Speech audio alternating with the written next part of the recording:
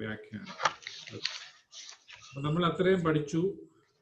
അപ്പൊ അതിന്റെ ബേസിൽ നിങ്ങൾ നേരത്തെ ചെയ്ത ആ പ്രസംഗം ഒന്നുകൂടെ റീറൈറ്റ് ചെയ്തോ? ചോദിക്കണോ ഞാൻ?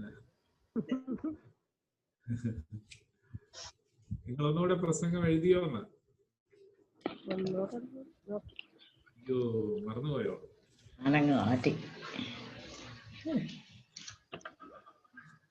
ഓക്കെ, നമുക്ക് ഇന്ന് പ്രധാനമായിട്ടും നമ്മൾ പഠിച്ചത് തന്നെ ഒന്നുകൂടെ വേറൊരു തലത്തിൽ കൂടെ നമുക്ക് മനസ്സിലാക്കി മുമ്പോട്ട് പോകാം.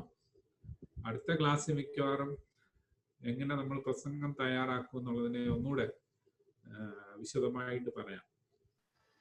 ഇന്ന് നമ്മൾ പഠിക്കാനായിട്ട് പോകുന്നത്, ഞാനൊരു സ്ക്രീനൂടെ വെച്ചോണ്ട് നിങ്ങളോട് സംസാരിക്കാം കേട്ടോ.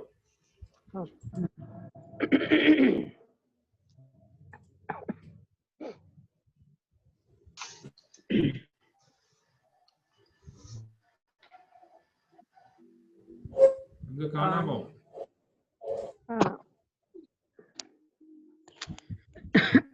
ക്ലിയർ ആയിട്ട് കാണത്തില്ലേ? ഇപ്പം കാണാമോ? ഇല്ല, ഒന്നും കാണത്തില്ലേ? കാണാം. വരുന്നേ ഉള്ളൂ. എഴുതിയിട്ടേ പൂർണ്ണമായ അർത്ഥം നൽകുന്ന ഒരു കൂട്ടം പദങ്ങളാണ് വാക്യം. ഓക്കെ, അവിടെ പദങ്ങളാണ്. പൂർണ്ണമായ അർത്ഥം കാണത്തില്ലയോ? പദങ്ങളാണ് വാക്യം. വാക്യം.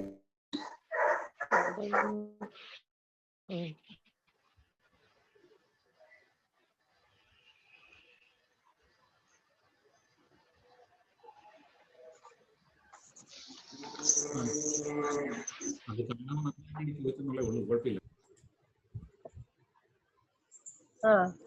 ഇച്ചിരൂടെ വലിയ അക്ഷരമായിരുന്നു. ഇനിയും വലുതാക്കണോ?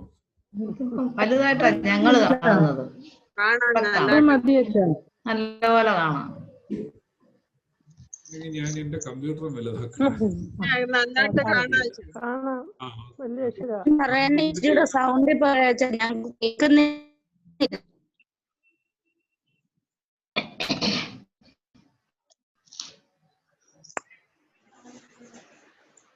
നമുക്കത് പരിഹരിക്ക് ഇപ്പോഴത്തെ സ്ഥിതി ഒന്നും ചെയ്യാൻ റേഞ്ച് കട്ടായി പോകുന്നു. നോക്കാമേ.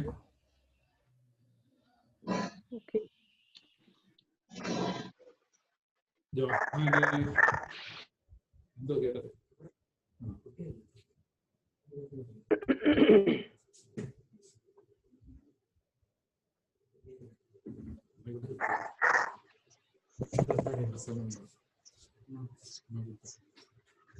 കമ്പ്യൂട്ടറിന്റെ ഓക്കെ. ഞാൻ വരാമേ, ഒരു സെക്കൻഡ്.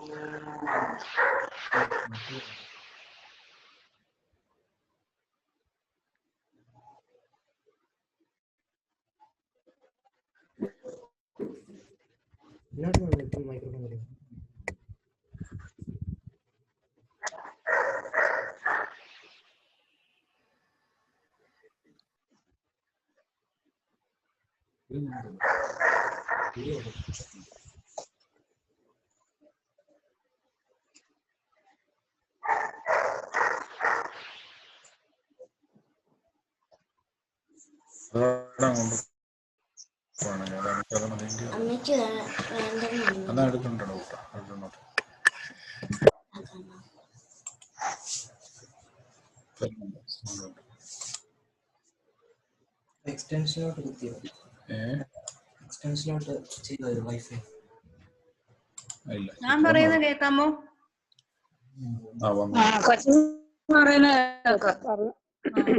ഇപ്പോഴോ? ഇപ്പൊ ഞാൻ പറഞ്ഞ കേൾക്കാമോ? കേക്കാം കേക്കാം. കേൾക്കാം. എന്നാ പിന്നെ നമുക്ക് തുടങ്ങാം. നമ്മള് ഇന്ന് പഠിക്കാനായിട്ട് പോകുന്നത്, ഞാൻ ആ സ്ക്രീൻ ഒന്ന് എടുത്തോട്ടെ.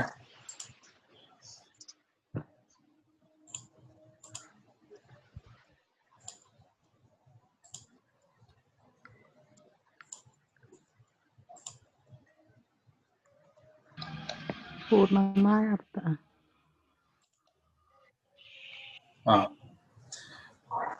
നമ്മള് ഈ സെന്റൻസ് എന്ന് പറഞ്ഞ എന്തുവാ? സെന്റൻസ് നമ്മൾ സാധാരണ ഗ്രാമറിലൊക്കെ പഠിച്ചിട്ടുള്ളതാണ്. ഈ വാക്യങ്ങൾ എന്ന് പറഞ്ഞ എന്തുവാ? പല പദങ്ങൾ ചേർന്നതാണ് വാക്യം. അപ്പൊ നിങ്ങളുടെ മുമ്പിൽ തന്നെ അതിന്റെ ആ ഇത് അർത്ഥം കിടപ്പുണ്ടെന്ന് പറഞ്ഞാൽ മതി. പൂർണ്ണമായ അർത്ഥം നൽകുന്ന ഒരു കൂട്ടം പദങ്ങളാണ് അതിനാ സെന്റൻസ് എന്ന് പറയുന്നത്, കേട്ടോ. അപ്പൊ അവിടെ തൊട്ട് നമ്മൾ ചിന്തിക്കണം. ഈ പ്രസംഗം എന്ന് പറയുമ്പോൾ വെറുതെ നമുക്ക് ഒരു കുറച്ച് പദങ്ങൾ ചേർക്കുന്നതല്ല, ആ പദങ്ങൾ എങ്ങനെയൊക്കെ എവിടെയൊക്കെ ചേർക്കാമെന്നുള്ളതിനെ കുറിച്ചാണ് നമ്മൾ ഹെർമന്യൂട്ടിക്സിനകത്ത് പഠിക്കുന്നത്. അപ്പൊ ആദ്യമായിട്ട് സെന്റൻസ് എന്ന് പറഞ്ഞാൽ, അതല്ലെങ്കിൽ വാചകം എന്ന് പറഞ്ഞാൽ എന്താണെന്നുള്ളത് നമ്മൾ മനസ്സിലാക്കണം. പൂർണ്ണമായ അർത്ഥം നൽകുന്ന ഒരു പദമാണ് വാക്യം. പിന്നീട് വ്യാകരണത്തിൽ സംഭാഷണത്തിന്റെ 8 ഭാഗങ്ങൾ ഉൾപ്പെടുന്നുണ്ട്. വായിക്കാമല്ലോ അല്ലേ? വ്യാകരണത്തിൽ സംഭാഷണത്തിന്റെ 8 ഭാഗങ്ങൾ ഉൾപ്പെടുന്നു. നിങ്ങൾക്ക് വേണ്ടി ഞാൻ മലയാളത്തിൽ തർജ്ജിമ ചെയ്താണ്. അതുകൊണ്ട് ചില മലയാളങ്ങളൊക്കെ കേൾക്കുമ്പോൾ ഒരു ബുദ്ധിമുട്ടായിട്ട് തോന്നിയേക്കാം, എങ്കിലും സഹിക്കുക കേട്ടോ. വ്യാകരണത്തിൽ സംഭാഷണത്തിന്റെ 8 ഭാഗങ്ങൾ ഉൾപ്പെടുന്നുണ്ട്. അതിനകത്ത് എന്തൊക്കെയാണെന്ന് നമുക്കൊന്ന് നോക്കാം. ഒന്ന് എന്താണ്? നാമങ്ങൾ എന്ന് പറയും. എന്തുവാ നാമങ്ങൾ എന്ന് പറഞ്ഞാൽ എന്തുവാ? പേര്. നൗൺസ് എന്ന് പറയും. നാമങ്ങൾ എന്തോ പേര്, അത് അതുപോലുള്ള സ്ഥലത്തിന് അങ്ങനെയൊക്കെ ഉള്ളത്. പിന്നെ നാമവിശേഷങ്ങൾ എന്ന് പറഞ്ഞാൽ എന്തുവാ? ആ പേരിന് എന്തെങ്കിലും വിശേഷണം ഉള്ളതാണ് നാമവിശേഷണം. Very good. അതിനാണ് ആദ്യത്തെ നമ്മൾ പറഞ്ഞു നാമം, നൗൺസ് എന്ന് പറയും. അതുപോലെ തന്നെ നാമവിശേഷണങ്ങൾ എന്ന് പറഞ്ഞാൽ അതിന്റെ അർത്ഥം ആഡ്ജക്റ്റീവ്സ് എന്ന് പറയും. ആഡ്ജക്റ്റീവ്. പിന്നെ അടുത്തത് പ്രൊനൗൺസ് എന്ന് പറയും. പ്രൊനൗൺസ് എന്ന് പറഞ്ഞാൽ സർവനാമങ്ങൾ എന്ന് പറയും, കേട്ടോ. ഇത് തൽക്കാലം ഇത് നിങ്ങൾ ഇതിന്റെ ടേംസ് ഒക്കെ ഒന്ന് എഴുതി വെച്ചിരുന്നാൽ മതി. പിന്നെ നമുക്ക് അത് ഉപയോഗിക്കേണ്ട സമയത്ത് ഉപയോഗിക്കാം, കേട്ടോ. പിന്നെ ക്രിയകൾ. ക്രിയകൾ എന്ന് പറഞ്ഞാൽ വേർബ് എന്ന് പറയും ഇംഗ്ലീഷിൽ. ക്രിയകൾ നമ്മൾ ചെയ്യുന്ന പ്രവർത്തികളാണ്. ഗ്രാമറിനകത്ത് അതൊരു പ്രധാനപ്പെട്ട കാര്യമാണ്. ക്രിയാവിശേഷണം എന്ന് പറയും അടുത്തത്. അതെന്താണ്? ആർട്ട് വെർബ് എന്ന് പറയും. ആർട്ട് വെർബ് എന്ന് പറയും, അല്ലെങ്കിൽ ക്രിയാവിശേഷണം എന്ന് പറയും. പിന്നെ പ്രിപ്പോസിഷനുകൾ. പ്രിപ്പോസിഷൻസ് എന്ന് പറഞ്ഞാൽ അങ്ങനെയൊക്കെയുള്ള സംഭവങ്ങൾ, പ്രത്യേകമായിട്ട് അതിനെ എടുത്തു കാണിക്കുന്നതായ കാര്യങ്ങൾ. പിന്നീട് കാര്യങ്ങളാണ് ഒരു സെന്റൻസ് അല്ലെങ്കിൽ നമ്മളൊരു വ്യാകരണത്തിനകത്ത് പ്രധാനപ്പെട്ട കാര്യങ്ങളായിട്ട് കാണുന്നത്. അപ്പൊ ഇത്രയും കാര്യം നിങ്ങൾ ജസ്റ്റ് ഒരു പ്രിലിമിനറി അണ്ടർസ്റ്റാൻഡിങ് ആയിട്ട്, അല്ലെങ്കിൽ ആദ്യത്തെ ഒരു പ്രാഥമിക ഒരു മനസ്സിലാക്കലായിട്ട് മനസ്സിൽ വെക്കുക.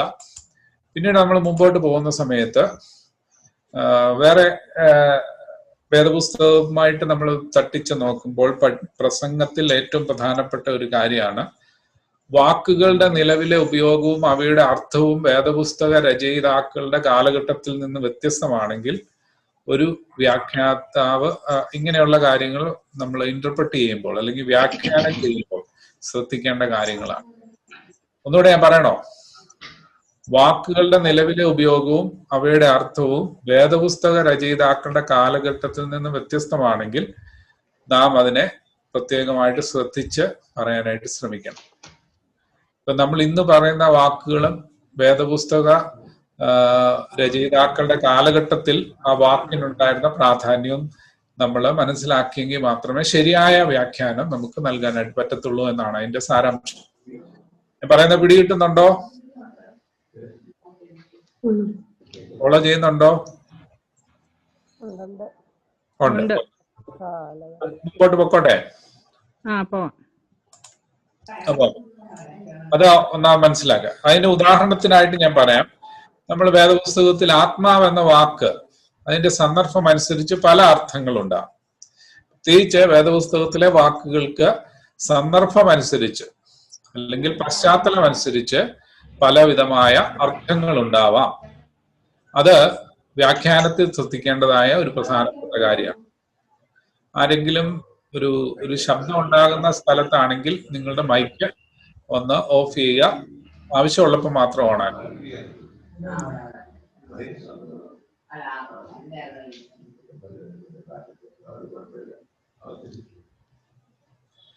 പറഞ്ഞോട്ടെ. ഓക്കെ. ഉദാഹരണത്തിന് ആത്മാവ് എന്ന പദം നാം സന്ദർഭം അനുസരിച്ച് ഉപയോഗിക്കേണ്ടതാണ്. കാരണം പല ഇടത്തും പല അർത്ഥത്തിലാണ് വേദപുസ്തകത്തിൽ ആത്മാവ് എന്ന വാക്ക് ഉപയോഗിച്ചിരിക്കുന്നത്. ആത്മാവ് അല്ലെങ്കിൽ സ്പിരിറ്റ്. ബൈബിൾ അടിസ്ഥാനപരമായ 3 ഭാഷകളിലാണ് എഴുതപ്പെട്ടത്. അതും നമ്മൾ ആധികാരികമായിട്ട് നമ്മുടെ ഒരു മനസ്സിലുണ്ടാകേണ്ട ഒരു അണ്ടർസ്റ്റാൻഡിങ് ആണ്. ഏത് ഭാഷകളിലൊക്കെയാണ് ബൈബിൾ എഴുതപ്പെട്ടിരിക്കുന്നത്? ഇവിടെ തന്നെ ഉണ്ട്. നോക്കി പറയാനുള്ളതേ ഉള്ളൂ. ഒന്ന് പറയാമോ? 3 ഭാഷകളിൽ. 3 ഭാഷകളില്, അരാമ്യ ഭാഷകൾ. ഓക്കെ. അപ്പൊ അതിനെക്കുറിച്ച് വിശദമായിട്ടുള്ളത് ഓക്കെ, നിങ്ങൾക്ക് എഴുതാമെങ്കിൽ എഴുതിയാൽ മതി. അത് പിന്നീട് നമ്മൾ ഒന്ന് യൂട്യൂബിലോ അല്ലെങ്കിൽ ഇത് ഞാൻ നിങ്ങൾക്ക് PDF ആയിട്ടോ അയച്ചു തരാവുന്നതാണ്. ശ്രദ്ധിക്കുക, അതാണ് ഏറ്റവും പ്രധാനപ്പെട്ട കാര്യം. ഓക്കെ. ബൈബിളിലെ എല്ലാ വിവർത്തനങ്ങളും യഥാർത്ഥ രചയിതാക്കൾ ഉപയോഗിക്കുന്ന പദങ്ങളുടെ അർത്ഥം കൃത്യമായി മനസ്സിലാക്കിയിട്ടുള്ളതല്ല എന്നുള്ളതും നാം വ്യാഖ്യാനത്തിന്റെ ആ ഒരു പ്രോസസ്സിൽ, ആ ഒരു പ്രക്രിയയിൽ ചിന്തിക്കേണ്ടതായിട്ടുള്ള ഒരു കാര്യമാണ്. അതുകൊണ്ട് നമ്മൾ വായന, ഒരു പുനർവായന, ആ ശരിയായ വായന, ഇങ്ങനെയുള്ള പ്രക്രിയകൾ നമ്മുടെ പ്രസംഗത്തിൽ ഏറ്റവും പ്രധാനപ്പെട്ട ഒരു ഘടകമാണ്. ഒറ്റ വായന കൊണ്ട് നമുക്ക് അതിന്റെ ശരിയായ അർത്ഥം പ്രേക്ഷകർക്ക് നൽകുവാൻ അല്ലെങ്കിൽ അത് ശ്രദ്ധിക്കുന്നവർക്ക് നൽകുവാൻ ആത്മാർത്ഥമായിട്ട് സാധിക്കുകയില്ല. നമുക്ക് വേണമെങ്കിൽ ആലങ്കാരികമായിട്ട് എന്തെങ്കിലുമൊക്കെ പറഞ്ഞു വെക്കാമെന്നല്ലാതെ യഥാർത്ഥ അർത്ഥം നമുക്ക് മറ്റൊരാളോട് വിനിമയം ചെയ്യാനായിട്ട് സാധിക്കാതെ വരും. അതുകൊണ്ട് എന്ത് ചെയ്യണം? പല വിവർത്തനങ്ങൾ, പല ട്രാൻസ്ലേഷൻസ് വായിക്കുവാനും മനസ്സിലാക്കാനായിട്ടും ഇടയായി തീർന്നെങ്കിലേ ശരിയായ അർത്ഥം നമുക്ക് മനസ്സിലാക്കാനായിട്ട് സാധിക്കുകയുള്ളൂ. അടുത്ത ഒരു കാര്യം ഞാൻ ആദ്യം പറഞ്ഞത്, ഒന്നുകൂടെ പറഞ്ഞോട്ടെ. നിങ്ങൾ എഴുതുന്നവരാണെങ്കിൽ ആദ്യത്തെ ഹെഡിങ് ആയിട്ട് നിങ്ങൾ എഴുതേണ്ടത് ലിറ്ററൽ ഇന്റർപ്രിട്ടേഷന്റെ ഒരു വിശദീകരണം ഞാൻ പറഞ്ഞത്. ഒരു അക്ഷരികമായിട്ട് നമ്മൾ അല്ലെങ്കിൽ അതിന്റെ വ്യാകരണവും അതിന്റെ ടെക്സ്റ്റിന്റെ പശ്ചാത്തലവും ഒക്കെ മനസ്സിലാക്കി വ്യാകരണവും ടെക്സ്റ്റിന് പ്രാധാന്യം കൊടുത്ത് നമ്മൾ പറയുന്നതിനെല്ലാം കൂടി ഉള്ള ഒരു വിശദീകരണമാണ് ഞാൻ പറയാനായിട്ട് ശ്രമിച്ചത്. The literal interpretation. ഇങ്ങോട്ടൊന്ന് പറയുവാണോ? അല്ല, ഞാൻ പറഞ്ഞോട്ടെ. അപ്പൊ ആദ്യത്തെ ഭാഗത്ത് നമ്മൾ പറഞ്ഞത് ദ ലിറ്ററൽ ഇന്റർപ്രിട്ടേഷൻ എന്നുള്ളതാണ്. അതായത് അക്ഷരികമായിട്ട് അക്ഷരങ്ങളുടെ അർത്ഥം മനസ്സിലാക്കി, വ്യാകരണത്തിന്റെ അർത്ഥം മനസ്സിലാക്കി നമ്മൾ പ്രസംഗിക്കുന്ന കാര്യത്തെക്കുറിച്ചാണ് ഞാൻ പറഞ്ഞത്. ഇന്ന കാര്യങ്ങളൊക്കെ ശ്രദ്ധിക്കണമെന്നുള്ളതിനെ കുറിച്ച്. രണ്ടാമത് സന്ദർഭം അഥവാ പശ്ചാത്തല തത്വം, ദ കോണ്ടെക്സ്ച്വൽ പ്രിൻസിപ്പിൾ എന്ന് പറയും, പശ്ചാത്തല തത്വം. അപ്പൊ ഇതിനകത്ത് ഏറ്റവും പ്രധാനപ്പെട്ടത് നമ്മൾ ആ വായിക്കുന്ന വാക്യങ്ങളോ പദങ്ങളോ ആ പറയുന്ന വ്യക്തികളോ അവരുടെ പശ്ചാത്തലത്തിന് പ്രാധാന്യം കൊടുത്തുകൊണ്ടുള്ള ഒരു പ്രത്യേകമായ തത്വമാണ്. അപ്പൊ അതിന് സന്ദർഭം, പശ്ചാത്തലം പാഠഭാഗത്തോട് ചേർന്ന് പോകുന്നതായതുകൊണ്ട് ഒരു വ്യാഖ്യാതാവ് തനിക്ക് ലഭിച്ചിരിക്കുന്ന ഭാഗത്തിന് മുമ്പും ശേഷവും അതിന് ചുറ്റുമുള്ള വാക്യങ്ങൾ പരിശോധിക്കുകയും പരിഗണിക്കുകയും ചെയ്യണമെന്നുള്ളതാണ്. പ്രത്യേകിച്ച് അതിന്റെ സാഹിത്യത്തെ പ്രധാനമായിട്ട് നാം പരിഗണിക്കേണ്ടതാണ് എന്നുള്ളതാണ്. നിങ്ങൾക്ക് ഞാൻ ആദ്യം പറഞ്ഞത് മനസ്സിലായിരുന്നു? ആദ്യത്തെ ഭാഗം മനസ്സിലായിരുന്നോ? ഒന്നുകൂടെ പറയണോന്ന് അറിയാനായിട്ടാ. മുമ്പോട്ട് പോകുമ്പോൾ ഇച്ചിരി പ്രയാസമുള്ള കാര്യങ്ങളായതുകൊണ്ട് ഞാൻ ഒന്നുകൂടെ പതുക്കെ നിർത്തി പോവാം. ആദ്യത്തെ മനസ്സിലായിരുന്നോ? ലിറ്ററൽ ഇന്റർപ്രിട്ടേഷനെ കുറിച്ച് പറഞ്ഞ മനസ്സിലായിരുന്നോ? ഒന്നുകൂടെ പറഞ്ഞ ഇച്ചിരൂടെ മനസ്സിലായി. ഓക്കെ, ഒന്നുകൂടെ ഞാൻ എന്നാ പുറകോട്ട് പോവാം.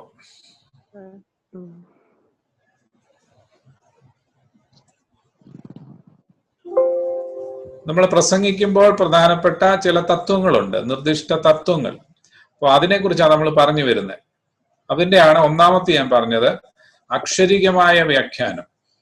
അതിനെക്കുറിച്ചാണ് നമ്മൾ കുറെ കാര്യങ്ങൾ പറഞ്ഞത്. തിരുവെഴുത്തിന്റെ സാധാരണമായ അർത്ഥം സാമാന്യ ബുദ്ധിക്ക് ചേർന്നതാണെങ്കിൽ വേറൊരർത്ഥവും അന്വേഷിച്ചു പോകേണ്ടതായിട്ടുള്ള ആവശ്യമില്ല. നമുക്കൊരു കാര്യം വായിക്കുമ്പോൾ തന്നെ വളരെ ലളിതമായിട്ട് നമുക്ക് മനസ്സിലാകുന്നതാണെങ്കിൽ ഓക്കെ, അത് നമുക്ക് വ്യാഖ്യാനിച്ച് മുമ്പോട്ട് പോകാം. എന്നാൽ ഓരോ വാക്കും അതിന്റെ പ്രാഥമികവും വ്യക്തവും സാധാരണമായ അർത്ഥത്തിൽ എടുക്കുവാനായിട്ട് ഇടയായിത്തീരണം എന്നുള്ളതാണ്. പിന്നീട് വാചകം രൂപപ്പെടുത്തുന്നതിൽ ഒരു രചയിതാവ് ഭാഷ ഉപയോഗിക്കുന്നു. അപ്പോൾ ഭാഷ ഉപയോഗിക്കുന്നിടത്തോളം കാലം ആ ഭാഷയുടെ ചില തത്വങ്ങൾ മനസ്സിലാകേണ്ടത് ഏറ്റവും അത്യാവശ്യമാണ്. ഓരോ വാക്യവും പൂർണ്ണമായ അർത്ഥം നൽകുന്നതിനായി വ്യാകരണപരമായിട്ട് ക്രമീകരിച്ചിരിക്കുന്നു. ആംഗ്യ ഭാഷയല്ല, എഴുത്തു ഭാഷയും അതുപോലെ തന്നെ സംഭാഷണ ഭാഷയും കൂടി ചേർന്നുള്ള ഭാഷയാകുമ്പോൾ തീർച്ചയായിട്ടും ഗ്രാമർ മനസ്സിലാക്കണം, വ്യാകരണം മനസ്സിലാക്കണം. അതിന്റെ വിവിധങ്ങളായിട്ടുള്ള തലങ്ങൾ മനസ്സിലാക്കിയെങ്കിൽ മാത്രമേ നമുക്ക് അത് നല്ല രീതിയിൽ മനസ്സിലാക്കുവാനായിട്ട് കഴിയുകയുള്ളൂ. പിന്നീടാണ് ഞാൻ പറഞ്ഞത്, പൂർണ്ണമായ അർത്ഥം നൽകുന്ന ഒരു കൂട്ടം പദങ്ങളാണ് വാക്യം. വ്യാകരണത്തെ കുറിച്ചുള്ള ചില വിവരങ്ങളാണ് ഞാൻ പറഞ്ഞത്. അത് നിങ്ങൾക്ക് മനസ്സിലായെന്ന് ഞാൻ വിചാരിക്കുന്നു. കുറെ കാര്യങ്ങൾ പറഞ്ഞു. അപ്പൊ ഉദാഹരണത്തിന് ആത്മാവിനെ കുറിച്ചുള്ള കാര്യങ്ങൾ പറഞ്ഞു. പലയിടത്തും പല അർത്ഥത്തിലാണ്. അപ്പോൾ അതിന്റെ ഗ്രാമർ, അതിന്റെ രചയിതാവ് ഉദ്ദേശിച്ചിരിക്കുന്ന അർത്ഥം മനസ്സിലാക്കണമെങ്കിൽ അതിന്റെ ഗ്രാമർ അല്ലെങ്കിൽ അതിന്റെ പ്രത്യേകമായിട്ടുള്ള ചിട്ടപ്പെടുത്തലുകളൊക്കെ മനസ്സിലാക്കിയെങ്കിൽ മാത്രമേ അത് മനസ്സിലാക്കാനായിട്ട് സാധിക്കുകയുള്ളൂ. അതുകൊണ്ടാണ് ലിറ്ററൽ ഇന്റർപ്രിട്ടേഷൻ, അക്ഷരികമായ ആ ഒരു പ്രിൻസിപ്പിളിനെ കുറിച്ച് ഞാൻ പറഞ്ഞത്. നിങ്ങൾക്ക് അത് മനസ്സിലായെന്ന് വിചാരിക്കുന്നു. ഇനി പോണോ? ഇനിയും പറയണ്ടല്ലോ. എന്തെങ്കിലും സംശയം ഉണ്ട് ചോദിച്ചോ, അന്നേരം ഞാൻ ഒന്നുകൂടെ എക്സ്പ്ലെയിൻ ചെയ്ത് പറയുമ്പോൾ ഒന്നുകൂടെ മനസ്സിലാവുമായിരിക്കും. എന്തെങ്കിലും സംശയം?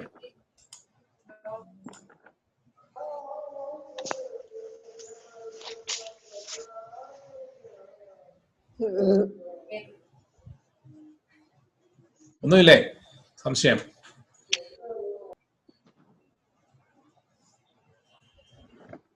ഓക്കെ, വളരെ ചുരുക്കി പറഞ്ഞ ഒന്നാമത്തെ ഭാഗത്ത് ഞാൻ പറയാനായിട്ട് ശ്രമിച്ചത്, നമ്മൾ ഒരു വാക്യം എടുത്താൽ അല്ലെങ്കിൽ ഒരു ഭാഗം എടുത്താൽ ആ ഭാഗത്തിന്റെ ഗ്രാമാറ്റിക്കൽ അതുപോലെ വ്യാകരണപരമായിട്ടുള്ള അതിന്റെ ആ എഴുത്തുകാരൻ ഉദ്ദേശിച്ചിരിക്കുന്നതായ വാക്കുകളുടെ അർത്ഥം കണ്ടെത്തുവാനായിട്ടുള്ള പരിശ്രമം അല്ലെങ്കിൽ അതിനുള്ള അന്വേഷണം ഉണ്ടാകുമ്പോഴാണ് ആ ഒരു ലിറ്ററൽ പ്രിൻസിപ്പിൾ നമുക്ക് ഫോളോ ചെയ്യാനായിട്ട് സാധിക്കുന്നു.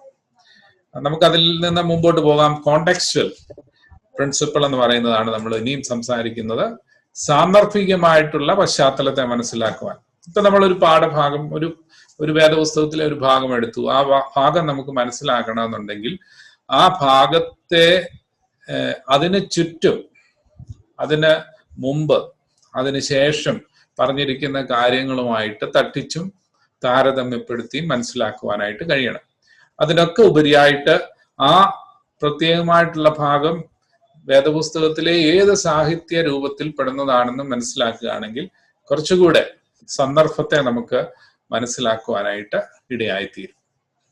മനസ്സിലായോ? ഏത് സന്ദർഭത്തിലൂടെ? ഇപ്പം ഫോർ എക്സാമ്പിൾ നമ്മൾ ഒരു കാര്യം പറയുന്നു, അതിനുശേഷം, ഞാൻ ഉദാഹരണം പറയും, ഇതിനകത്തില്ലാത്തതാണ്. അതിനുശേഷം എന്ന് പറഞ്ഞാൽ നമ്മൾ അതിന്റെ പശ്ചാത്തലം മനസ്സിലാക്കാൻ എന്ത് ചെയ്യണം? അതിന് മുമ്പുള്ള അറിയണം. അല്ലെ, അതിനുശേഷം എന്നുള്ളതാണ് എഴുത്തുകാരൻ പറഞ്ഞിരിക്കുന്നത്. അപ്പോൾ അതിനു മുമ്പുള്ള കാര്യങ്ങൾ മനസ്സിലാക്കണം, അതിന് ശേഷമുള്ള കാര്യങ്ങൾ മനസ്സിലാക്കണം, അതിനോട് ചുറ്റപ്പെട്ട് പറഞ്ഞിരിക്കുന്ന കാര്യങ്ങൾ മനസ്സിലാക്കണം. എങ്കിൽ മാത്രമേ ആ പശ്ചാത്തലത്തെ നമുക്ക് നന്നായിട്ട് വിവരിക്കുവാനോ അല്ലെങ്കിൽ അതിനെ ഒന്ന് ഡെമോൺസ്ട്രേറ്റ് ചെയ്യാനായിട്ട് സാധിക്കുകയുള്ളൂ എന്നുള്ളതാണ് അതുകൊണ്ട് ഉദ്ദേശിക്കുന്നത്. മനസ്സിലായല്ലോ? ഓക്കെ, ഒരുവിധം മനസ്സിലായെന്ന് വിചാരിക്കുന്നു. ഓക്കെ, അപ്പൊ ആ സന്ദർഭം ശ്രദ്ധിക്കുന്നതിലൂടെ അല്ലെങ്കിൽ മനസ്സിലാക്കുന്നതിലൂടെ അല്ലെങ്കിൽ അന്വേഷിക്കുന്നതിൽ കൂടെ ഒരാൾ രചയിതാവിന്റെ ഉദ്ദേശം മനസ്സിലാക്കുന്നു. അപ്പോൾ എഴുത്തുകാരന്റെ ഉദ്ദേശം മനസ്സിലാക്കുന്നത് പ്രസംഗകന്റെ ഏറ്റവും പ്രധാനപ്പെട്ട ഒരു കലയാണ്, അതല്ലെങ്കിൽ അവന്റെ ഏറ്റവും പ്രധാനപ്പെട്ട ഒരു ഉദ്ദേശമാണ്. എഴുതിയിരിക്കുന്ന ആളിന്റെ ഉദ്ദേശം മനസ്സിലാക്കുക. എന്ത് ഉദ്ദേശത്തോടു കൂടിയാണ് എഴുതിയിരിക്കുന്നത്? അറിവില്ലായ്മ അല്ലെങ്കിൽ സന്ദർഭത്തിന്റെ അവഗണന അപകടകരമായ നിഗമനങ്ങളിലേക്ക് എത്തിച്ചേരുവാൻ നമ്മളെ ഇടയാക്കിയേക്കാം. അതായത് നമ്മൾ ആ കാര്യങ്ങളൊന്നും മനസ്സിലാക്കാതെ അദ്ദേഹം എഴുതിയിരിക്കുന്ന വാക്കുകളെ മാത്രം ചുറ്റിപ്പറ്റി അതുമായിട്ടുള്ള ചില നിഗമനങ്ങൾ നമ്മൾ പറയുകയാണെങ്കിൽ പലപ്പോഴും അത് അപകടകരമായ ഒരു വ്യാഖ്യാനത്തിന് കാരണമാകാം. ചില വിഭാഗങ്ങൾ പ്രസംഗകർ വേദപുസ്തകത്തെ തങ്ങളുടെ വാദങ്ങളുടെ ശക്തീകരണത്തിനായി മാത്രം ഉപയോഗിക്കാറുണ്ട്. അതായത് ചില വാക്യങ്ങളെ മാത്രം ആസ്പദമാക്കി സംസാരിക്കുമ്പോൾ ആ പ്രസംഗകൻ എന്താ ഉദ്ദേശമുണ്ട് അതിനുവേണ്ടി ചില വാക്യങ്ങൾ എടുത്ത പോലെ തോന്നും. ആ പ്രസംഗകൻ പറയുന്നതായ ചില ഉപദേശങ്ങളോ ചില ആശയങ്ങളോ സമർത്ഥിക്കുവാനായിട്ട് മാത്രം വേദപുസ്തകത്തിലെ വാക്യങ്ങൾ ഉപയോഗിക്കുന്ന ശൈലിയെ നമുക്ക് കാണാൻ സാധിക്കും. അത് അപകടകരമായ ഒരു പോക്കാണ്. അതുകൊണ്ടാണ് ഞാൻ പറഞ്ഞത് ആ അധ്യായത്തിൽ അല്ലെങ്കിൽ ആ ലേഖകൻ അല്ലെങ്കിൽ എഴുത്തുകാരൻ ഉപയോഗിച്ചിരിക്കുന്ന ആ വാക്യത്തിന്റെ പശ്ചാത്തലത്തെ മനസ്സിലാക്കുവാനായിട്ട് ശ്രമിക്കുകയും അതിനു മുമ്പും അതിന് പിന്നും അതിന് ചുറ്റുപാടുമുള്ള സാഹചര്യത്തെ മനസ്സിലാക്കുന്നതിലൂടെ ഇങ്ങനെയുള്ള അപകടം നമുക്ക് ഒഴിവാക്കുവാനായിട്ട് സാധിക്കും. സന്ദർഭം മനസ്സിലാക്കുന്നതിന് 3 തലങ്ങളുണ്ട്. ഒന്ന്, നാം വായിക്കുന്ന ഭാഗത്തിന്റെ ചരിത്രപരവും പാഠപരവും, അതായത് ടെക്സ്റ്റുവൽ മൂലഗ്രന്ഥാനുസാരമായ അക്ഷരീകവുമായ സന്ദർഭ പശ്ചാത്തലം മനസ്സിലാക്കുവാനായിട്ട് ശ്രമിക്കണം. ഈ മലയാളം തന്നെ ചിലപ്പോൾ നിങ്ങൾ വാക്കുകളായിട്ട് പറഞ്ഞു തരുമ്പോൾ ചിലപ്പോൾ ഇച്ചിരി പ്രയാസമുള്ളതായിട്ട് തോന്നും. വളരെ സിമ്പിൾ ആയിട്ടുള്ളൊരു കാര്യമാണ്. അതായത് ആ വാക്യത്തിന്റെ പശ്ചാത്തലം എന്ന് പറഞ്ഞാൽ അതിന്റെ ചരിത്രപരമായ പശ്ചാത്തലം. ഞാൻ കഴിഞ്ഞ ദിവസം ഉപ്പിനെ കുറിച്ച് പറഞ്ഞായിരുന്നു, ഇല്ലയോ? പറഞ്ഞായിരുന്നു അല്ലെ? നിങ്ങൾ ഭൂമിയുടെ ഉപ്പാകുന്നു എന്ന് പറഞ്ഞതിന്റെ പശ്ചാത്തലം ഞാൻ പറഞ്ഞു, വെളിച്ചത്തിന്റെ പശ്ചാത്തലം ഞാൻ പറഞ്ഞു. അപ്പൊ അതുപോലെ ആ പശ്ചാത്തലത്തിൽ ആ വാക്ക് ഉപയോഗിക്കുന്നതിന്റെ ചില കാര്യങ്ങൾ അന്വേഷിക്കുകയാണെങ്കിൽ നമുക്കത് സഹായകരമായിരിക്കും. ചരിത്രപരമായ തലത്തിൽ പ്രസംഗിക്കുന്നവർക്കും പ്രേക്ഷകർക്കും വേദപുസ്തക ചരിത്രത്തിന്റെ ഏടുകളെ സംബന്ധിച്ച് അടിസ്ഥാനപരമായ ഒരു ധാരണ ഉണ്ടായിരിക്കണം. ഇത് ഒരു പ്രസംഗകന്റെ അല്ലെങ്കിൽ ഒരു പ്രസംഗിക്കുന്ന ആളിന്റെ ഒരു എന്താ പറയുക നിശ്ചയമായിട്ടും ഉണ്ടായിരിക്കേണ്ടതായ ചില കലയാണ്, അല്ലെങ്കിൽ ചില എന്താ പറയാ ഒരു വൈഭവമായിരിക്കണം, ഒരു സ്കില്ലായിരിക്കണം ഈ കാര്യങ്ങളൊക്കെ. ഉദാഹരണത്തിന് ഇസ്രായേലിന്റെ ചരിത്രത്തെക്കുറിച്ചും പുതിയ നിയമത്തിൽ സഭയുടെ രൂപീകരണത്തെ സംബന്ധിച്ചും വിശാലമായ ധാരണ കുറഞ്ഞപക്ഷം അനിവാര്യമാണ്. ഇസ്രായേലിന്റെ ചരിത്രം എന്ന് പറഞ്ഞാൽ മനസ്സിലായോ? എന്താണ് ഇസ്രായേലിന്റെ ചരിത്രം? ഇസ്രായേലിനെ കുറിച്ച് എന്ത് പറയാനായിട്ടുണ്ട്? നമുക്കൊരു ചുമ്മാതെ വേദപുസ്തകത്തിൽ ഒന്നും നോക്കാതെ തന്നെ നമ്മുടെ മനസ്സിലുള്ള ഇസ്രായേലിന്റെ ഒരു ചരിത്രത്തിന്റെ ഒരു സംക്ഷിപ്തമായിട്ടുള്ള ഒരു രൂപം പറയാമോ?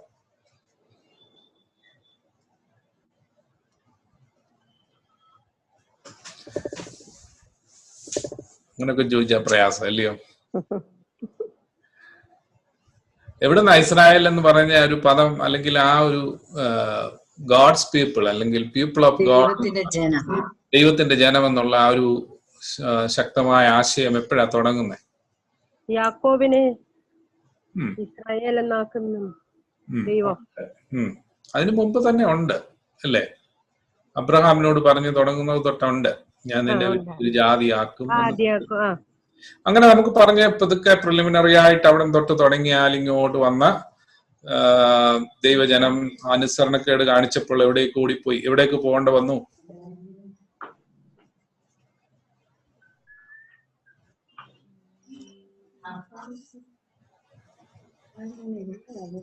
അതിനെക്കുറിച്ചാണ് ഇസ്രായേലിന്റെ ഏറ്റവും രണ്ട് പ്രധാനപ്പെട്ട സംഭവം എന്ന് പറയുന്നത്. ഒന്ന്, മിസ്രൈമിലേക്ക് അടിമകളായിട്ട് പോയത്, അവിടുന്ന് തിരിച്ചു വരവ്, എക്സോഡസ്, പുറപ്പാട്. അതിനുശേഷം പിന്നീട് അവർ പ്രവാസത്തിൽ പോകുന്നതായ സാഹചര്യങ്ങൾ. ഇതൊക്കെയാണ് ഇസ്രായേലിന്റെ ചരിത്രം എന്ന് പറയുന്നത്. അതിനിടയ്ക്ക് ഉണ്ടായ രാജാക്കന്മാര്, അല്ലെ, ഇങ്ങനെയൊക്കെയുള്ള കാര്യങ്ങൾ ഇസ്രായേലിന്റെ പ്രധാനപ്പെട്ട ചരിത്രമാണ്. ഇത് കുറഞ്ഞപക്ഷം അറിയാനായിട്ട് തീർച്ചയായിട്ടും ഒരു പ്രസംഗിക്കുന്ന ആളിന് ഈ കാര്യത്തെക്കുറിച്ച് ഒരു ചെറിയ ധാരണ ഉണ്ടാകാനായിട്ട് കഴിയണം. പിന്നീട് എന്താണ്? പുതിയ നിയമത്തിൽ സഭയുടെ രൂപീകരണത്തെ സംബന്ധിച്ച് വിശാലമായ ധാരണ ഉണ്ടാകേണ്ടതാണ്. എന്നാൽ ഇതിനോടൊപ്പം ബൈബിളിലെ ഓരോ പുസ്തകത്തിന്റെ രചനയ്ക്ക് കാരണമായ ഘടകങ്ങൾ, രചയിതാവ്, തീയതി, അതല്ലെങ്കിൽ ആ കാലഘട്ടം എന്നിവ പ്രേക്ഷകർക്ക് ചരിത്രപരമായ ധാരണ വർദ്ധിപ്പിക്കുന്നതിന് സഹായകരങ്ങളായിട്ടുള്ള കാര്യങ്ങളാണ്. നമുക്ക് ആരെങ്കിലും നമ്മളോട് ചോദിച്ചു കഴിഞ്ഞാൽ, അല്ലെങ്കിൽ അവരോട് നമ്മൾ വിശദീകരിക്കുമ്പോൾ ഈ കാര്യങ്ങളെല്ലാം ഓർത്തുകൊണ്ട് ആ പശ്ചാത്തലത്തിൽ നമുക്ക് വിശദീകരിക്കാനായിട്ട് കഴിയണം. അതിന് ഈ സന്ദർഭ പശ്ചാത്തല തത്വം നമുക്ക് ആവശ്യമാണ്. ഇനി അടുത്തത് പുരോഗമന വെളിപ്പെടുത്തൽ തത്വം. അതല്ലെങ്കിൽ ഞാൻ അതിന്റെ ഇംഗ്ലീഷ് ഒന്ന് പറയാൻ കുറച്ചുകൂടെ എനിക്ക് ഇൻട്രസ്റ്റിംഗ് ആയിട്ട് തോന്നി. അതാണ് ദ പ്രോഗ്രസീവ് റെവലേഷൻ പ്രിൻസിപ്പിൾ എന്നുള്ളതാണ്. ദൈവത്തിന്റെ വെളിപ്പെടുത്തൽ പ്രകൃതിയിൽ തന്നെ പുരോഗമനപരമാണ്. അതിന്റെ ഒരു ഉദാഹരണം എബ്രായ ലേഖനത്തിന്റെ ആദ്യ ഭാഗത്ത് നമുക്കത് കാണാനായിട്ട് സാധിക്കുന്നത് ഇപ്രകാരമാണ്. ദൈവം പണ്ടെന്നുള്ളതാണ് മലയാളം മുറിഞ്ഞു പോയതാണ്. ദൈവം പണ്ട് ഭാഗമായിട്ടും വിവിധമായിട്ടും പ്രവാചകന്മാർ മുഖാന്തരം പിതാക്കന്മാരോട് അരുളി ചെയ്തിട്ട് ഈ അന്ത്യകാലത്ത് പുത്രൻ മുഖാന്തരം നമ്മോട് അരുളി ചെയ്തിരിക്കുന്നു. അവനെ താൻ സകലത്തിനും അവകാശിയാക്കി വെച്ചു. അവൻ മുഖാന്തരം സകലത്തെയും ഉളവാക്കി. ഓക്കെ, അതാ വാക്യം. അപ്പം പുരോഗമനപരമായ വെളിപ്പെടുത്തൽ തത്വം എന്ന് പറഞ്ഞാൽ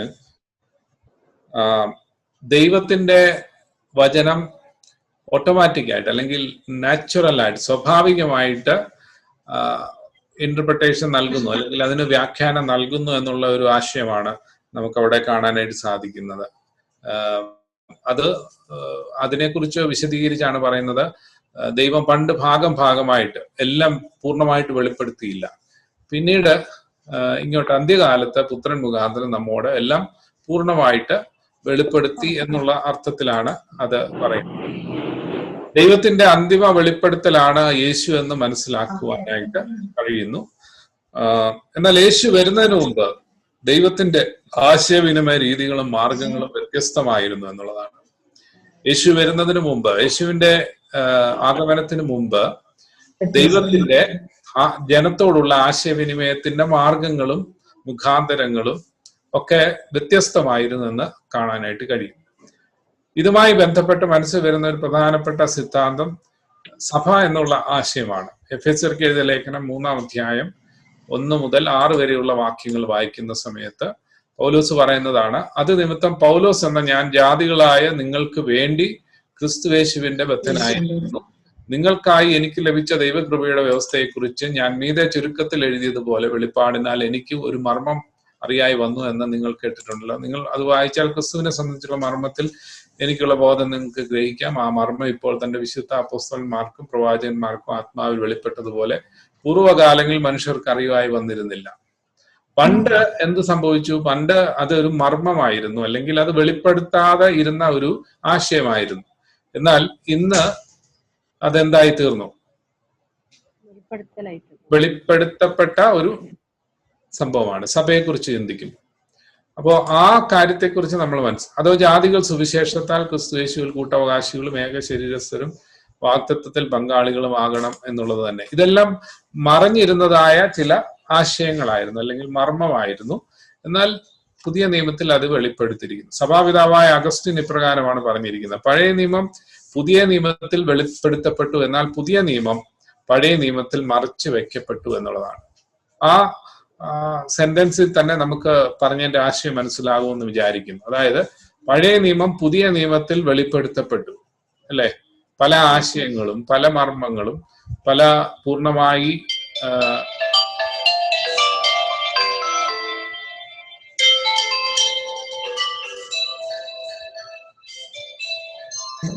മനസ്സിലാവുന്നുണ്ടല്ലേ? ആമോ? മുമ്പോട്ട്. പഴയ നിയമം പുതിയ നിയമത്തിൽ വെളിപ്പെടുത്തപ്പെട്ടു, എന്നാൽ പുതിയ നിയമം പഴയ നിയമത്തിൽ മറച്ചു വെക്കപ്പെട്ട ഒരു ആശയമായിരുന്നു. ഓക്കെ, അതാണ് ആ തത്വത്തിന്റെ ഒരു സാരാംശം. അതായത് ദ പ്രോഗ്രസീവ് റെവലേഷൻ പ്രിൻസിപ്പിൾ എന്ന് പറഞ്ഞാൽ, ഞാനൊന്നുകൂടെ പറയാം, അതിന്റെ മലയാളത്തിൽ പറഞ്ഞിരിക്കുന്നത് പുരോഗമന വെളിപ്പെടുത്തൽ തത്വം. സ്വതമായിട്ട് പഴയ നിയമം പുതിയ നിയമം ത്തെക്കുറിച്ച് നമ്മൾ ചിന്തിക്കുകയാണെങ്കിൽ എന്താണ് പഴയ നിയമം? അതെ, എന്നാലും ഞാനിപ്പോ പറഞ്ഞതിന്റെ പശ്ചാത്തലത്തിൽ നിങ്ങൾക്ക് 2 വാക്കുകളിൽ വളരെ പെട്ടെന്ന് പറയാൻ കഴിയും. എന്താ പഴയ നിയമം എന്ന് പറഞ്ഞാൽ? ചരിത്രം. ഒറ്റ വാക്കിൽ പറയാം. പഴയ നിയമം എന്ന് പറഞ്ഞ ഒരു മർമ്മം, പുതിയ നിയമം എന്ന് പറയുമ്പം അതിന്റെ വെളിപ്പെടുത്തൽ. ആഗസ്റ്റിൻ നന്നായിട്ട് അതിനെക്കുറിച്ച് പറയുന്നുണ്ട്. വിശുദ്ധ ആഗസ്റ്റിൻ പറഞ്ഞത് പഴയ നിയമം പുതിയ നിയമത്തിൽ വെളിപ്പെടുത്തപ്പെട്ടു, എന്നാൽ പുതിയ നിയമം പഴയ നിയമത്തിൽ എന്ത് ചെയ്തു? പറഞ്ഞു. അപ്പൊ ആ ഒരു ആശയം നമുക്ക് മനസ്സിലാക്കുവാനായിട്ട് കഴിയും. നാലാമത്തെ ആശയം തിരുവെഴുത്ത് സ്വയം വ്യാഖ്യാനിക്കുന്നു എന്ന തത്വം. തിരുവെഴുത്ത് 3 കിട്ടിയില്ലായിരുന്നോ? 2 പുരോഗമന വെളിപ്പെടുത്തല്. ഇല്ല, 2 മൂന്നാമത്തെ അത്. ഇനി ഞാൻ ഒന്നുകൂടെ പുറകോട്ട് പോവാം, അന്നേരം നിങ്ങൾക്ക് മനസ്സിലാവും. ഒന്നുകൂടെ ആദ്യം തൊട്ട് ഒന്നുകൂടെ പോവാം. ആദ്യത്തേതായിരുന്നു ആക്ഷരികമായ വ്യാഖ്യാനം. ഓക്കെ, രണ്ടാമത്തേതാണ് സന്ദർഭം പശ്ചാത്തല തത്വം. മൂന്നാമത്തേത് പുരോഗമന വെളിപ്പെടുത്തൽ തത്വം.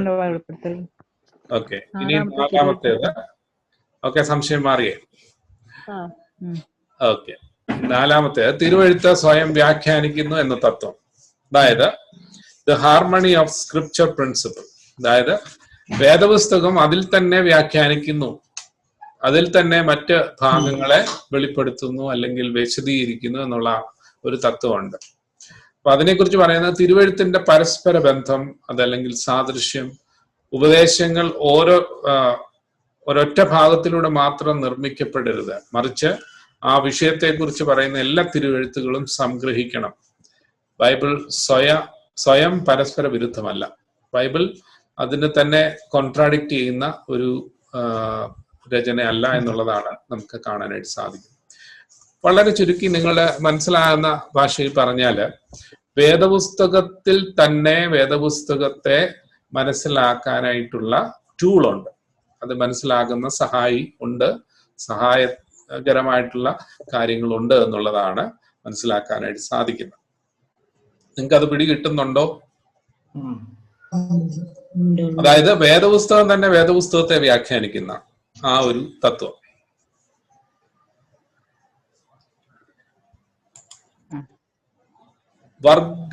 അതിലേക്ക് പോകണ്ട, വർഗതത്വത്തിലേക്ക് നമുക്ക് പിന്നെ പോവാം.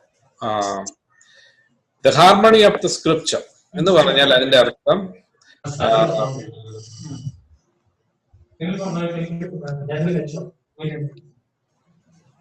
അതിന്റെ ഒരു നിങ്ങൾക്ക് സംശയം ഉള്ളതുകൊണ്ടാണോ, സംശയം ചോദിക്കുന്നതാണോ, അതോ അറിയാതെ ശബ്ദം ഉണ്ടായതാണോ?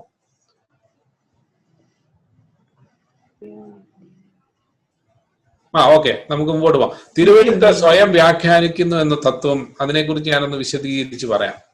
നമ്മളുടെ സാധാരണഗതിയിൽ ചില വ്യാഖ്യാനങ്ങളൊക്കെ വേദപുസ്തകവുമായിട്ട് പൊരുത്തപ്പെടുന്ന വ്യാഖ്യാനങ്ങളായിരിക്കില്ല. ചിലപ്പം ആ ഒരു വാക്യത്തെയോ വാക്കിനെയോ ഒരു വലിയ ആശയമായിട്ട് നമ്മൾ വിശദീകരിക്കുമ്പോൾ വേദപുസ്തകത്തെ നമ്മൾ ഒരു അടിസ്ഥാന രേഖയായിട്ട് ഉപയോഗിക്കാറ്. വേറൊരു ഭാഗത്ത് അതിനെക്കുറിച്ച് എന്ത് പറയുന്നു, ഇപ്പൊ നമ്മൾ പറയുന്ന ബാപ്റ്റിസം അല്ലെങ്കിൽ സ്നാനം അല്ലെങ്കിൽ വേറെ എന്തെങ്കിലും ഒരു ഉപദേശത്തെക്കുറിച്ച് നമ്മൾ പറയുമ്പോൾ വേറൊരു ഭാഗത്ത് അതിനെക്കുറിച്ച് എന്ത് പറയുന്നു എന്ന് മനസ്സിലാക്കുവാനോ അന്വേഷിക്കുവാനായിട്ടുള്ള ഒരു ബാധ്യത വ്യാഖ്യാനിക്കുന്ന ആളിനുണ്ട് എന്നുള്ളതാണ് പ്രധാനപ്പെട്ട കാര്യം. അതിന്റെ ഒരു പ്രധാനപ്പെട്ട അടിസ്ഥാന തത്വം എന്ന് പറയുന്നത് ബൈബിൾ സ്വയം പരസ്പര വിരുദ്ധമല്ല, അത് കോൺട്രാഡിക്റ്റ് ചെയ്യത്തില്ല. അതുകൊണ്ട് തന്നെ വേദപുസ്തകത്തെ വ്യാഖ്യാനിക്കുവാൻ തക്കവണ്ണം പര്യാപ്തമാണ്. അതിനുള്ള സഹായിയായിട്ട് വേദപുസ്തകത്തെ കാണാനായിട്ട് കഴിയണം എന്നുള്ളതാണ്. The harmony of the scripture principle. വേദപുസ്തകത്തിൽ പരസ്പര വിരുദ്ധങ്ങളായിട്ടുള്ള കാര്യങ്ങൾ ഇല്ലാത്തത് കൊണ്ട് അതിനെ വേദപുസ്തകം കൊണ്ട് തന്നെ പല കാര്യങ്ങളും നമ്മൾ വ്യാഖ്യാനിക്കാനായിട്ട് ശ്രമിക്കണം. അതാണ് the harmony of the scripture principle എന്ന് പറയുന്നത്. ഇനി അടുത്തതാണ് ദ ജനറൽ പ്രിൻസിപ്പിൾ എന്ന് പറഞ്ഞാൽ വർഗതത്വം എന്ന് പറയും. വർഗതത്വം എന്ന് പറയുന്നത് ഞാൻ ഇങ്ങോട്ട് മുമ്പോട്ട് പറഞ്ഞു പോകുമ്പോഴേ നിങ്ങൾക്ക് മനസ്സിലാവുള്ളൂ. അല്ലെങ്കിൽ ഈ വർഗതത്വം എന്നൊക്കെ പറഞ്ഞാൽ എന്താന്ന് തോന്നും. കാരണം ഞാൻ കഴിഞ്ഞ ആഴ്ച ഒരു ഉദാഹരണം പറഞ്ഞിരുന്നു. നമ്മുടെ വേദപുസ്തകത്തിൽ പല സാഹിത്യ രൂപങ്ങളുണ്ട്. ഉണ്ടോ ഇല്ലയോ? ഉണ്ട്. എന്തൊക്കെയായിരുന്നു?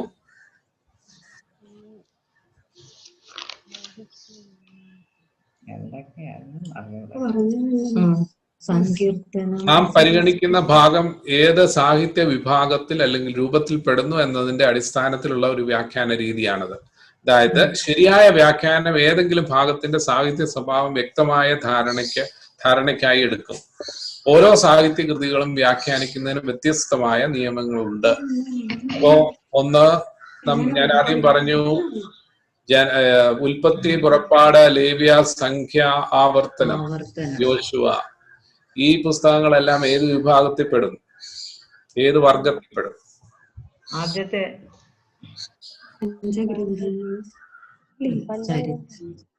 അത് തന്നെ, ചരിത്രം. ഓക്കെ, ചരിത്രം. പിന്നെ രാജാക്കന്മാരുടെ ദിനവൃത്താന്തം എല്ലാം ചരിത്ര ഭാഗത്ത് വരും. അപ്പം ചരിത്രം എന്നുള്ള ഒരു വർഗമുണ്ട്, അല്ലെങ്കിൽ ഒരു ശൈലിയുള്ള ഭാഗങ്ങളുണ്ട്. പിന്നീട് പ്രോഫറ്റിക്കൽ റൈറ്റിംഗ്സ്, അതല്ലെങ്കിൽ പ്രവചന പുസ്തകങ്ങൾ. അതുപോലെ കവിതയുണ്ട്. ഉണ്ടോ? സദൃശവാക്യങ്ങള്. പിന്നെ ചില പ്രവചന പുസ്തകങ്ങളിനകത്ത് കവിതകളുണ്ട്. അതുകൊണ്ട് തന്നെ അത് പലയിടത്തും ഇങ്ങനെ ഓവർലാപ്പ് ചെയ്യുന്നുണ്ട്. ഞാൻ പറഞ്ഞത് ഈ വർഗതത്വത്തെ കുറിച്ച് നാം മനസ്സിലാക്കണം ഒരു പ്രസംഗത്തിന്റെ സന്ദർഭത്തിൽ. അതായത് നാം പരിഗണിക്കുന്ന ഭാഗം, അല്ലെങ്കിൽ നാം എടുക്കുന്ന പ്രസംഗിക്കാൻ ഉപയോഗിക്കുന്ന ഭാഗം ഏത് സാഹിത്യ വിഭാഗത്തിൽ പെടുന്നു എന്നുള്ളൊരു ചോദ്യം ആദ്യം ചോദിക്കണം. അങ്ങനെ ഉണ്ടെങ്കിൽ ആ പ്രത്യേക സാഹിത്യ വിഭാഗത്തെ എങ്ങനെ വ്യാഖ്യാനിക്കാം എന്നുള്ള ഒരു രീതി ഓൾറെഡി നിലവിലുണ്ട്. അത് മനസ്സിലാക്കുവാനായിട്ട് ശ്രമിക്കുമ്പോൾ കുറച്ചുകൂടെ നന്നായിട്ട് അതിനെ വിശദീകരിക്കുവാനായിട്ട് സാധിക്കും എന്നുള്ളതാണ് ആ ഭാഗത്ത് പറയാനായിട്ടുള്ളത്. അപ്പൊ വേദപുസ്തകത്തില് ഒത്തിരി വിഭാഗത്തിലുള്ള രചനകൾ ഉള്ളത് കൊണ്ട് ആ രചനകളെ കുറിച്ച് മനസ്സിലാക്കുന്നത് നമുക്ക് കൂടുതൽ സഹായകരമാകും. അതിന് ഞാൻ ഉദാഹരണമായിട്ട് ഒരു ഭാഗം മാത്രം എടുക്കാം, പിന്നീട് നമുക്ക് പറഞ്ഞു പോകാം ബാക്കിയുള്ള കാര്യങ്ങൾ. സോറി, അതങ്ങ് നിന്ന് പോയി.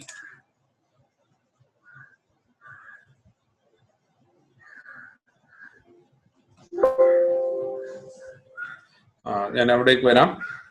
അപ്പൊ നമ്മൾ എന്താ പറഞ്ഞുകൊണ്ട് വന്നത്? അവസാനം പറഞ്ഞ വർഗതത്വം എന്ന് പറഞ്ഞ അല്ലയോ? അപ്പം പല രീതിയിലുള്ള സാഹിത്യ വിഭാഗങ്ങൾ വേദപുസ്തകത്തിൽ ഉള്ളത് കൊണ്ട് തന്നെ അതിനെ നമ്മൾ അന്വേഷിക്കുകയും അതിനെ മനസ്സിലാക്കുകയും അത് വ്യാഖ്യാനിക്കേണ്ട രീതികളെ കുറിച്ച് മനസ്സിലാക്കുകയും ചെയ്യുമ്പോൾ ആ പർട്ടിക്കുലർ ഭാഗം നമുക്ക് ശരിയായി വ്യാഖ്യാനം ചെയ്യുവാനായിട്ട് സാധിക്കും.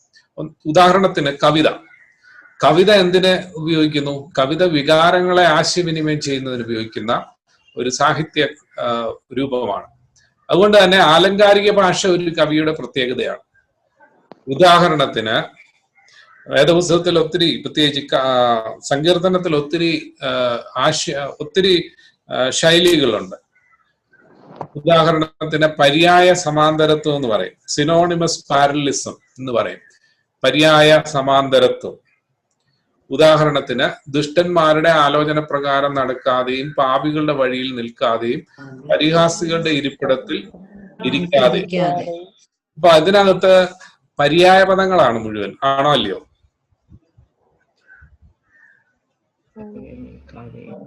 ഇതിനകത്ത് പര്യായ പദങ്ങൾ ഏതാണ്? സങ്കീർത്തനക്കാരൻ ഉദ്ദേശിക്കുന്ന പര്യായ പദങ്ങൾ ഏതൊക്കെയാ?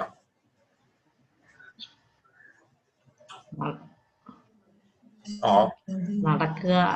ഉദാഹരണത്തിന് ദുഷ്ടന്മാർ, അതിന്റെ പര്യായ പദങ്ങളായിട്ട് ഒന്നാമത്തെ സങ്കീർത്തനത്തിൽ ഉപയോഗിക്കുന്ന വാക്കുകൾ ഏതൊക്കെയാണ്?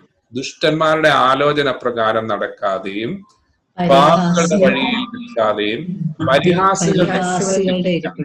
ഇപ്പൊ 3 വാക്കുകൾ സമാന്തരമായിട്ട് ഉപയോഗിച്ചിട്ടുണ്ട്. ഏതൊക്കെയാ?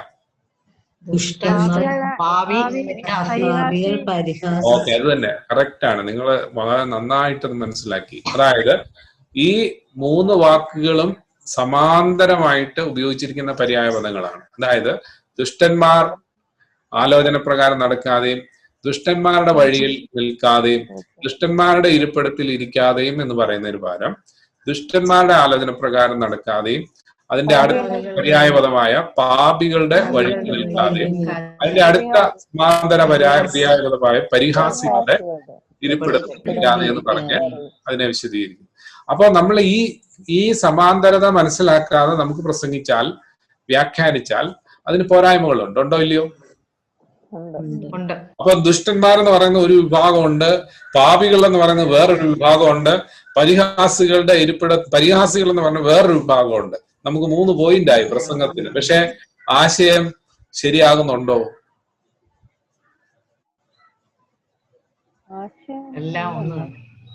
അല്ല, നമ്മൾ പ്രസംഗിക്കുമ്പോ നമ്മൾ പറയാണ് ദുഷ്ടന്മാര്, പാപികള്, പരിഹാസികള്, ഇങ്ങനെ 3 കൂട്ടം ആൾക്കാരുണ്ട്. അപ്പം അവരെയെല്ലാം നമ്മൾ വിശദീകരിച്ചോ നമ്മൾ അങ്ങ് പറയുവാന്ന് വെച്ചോ. യഥാർത്ഥത്തിൽ സങ്കീർത്തനക്കാരൻ ഉദ്ദേശിച്ചേക്കുന്ന എന്തുവാ?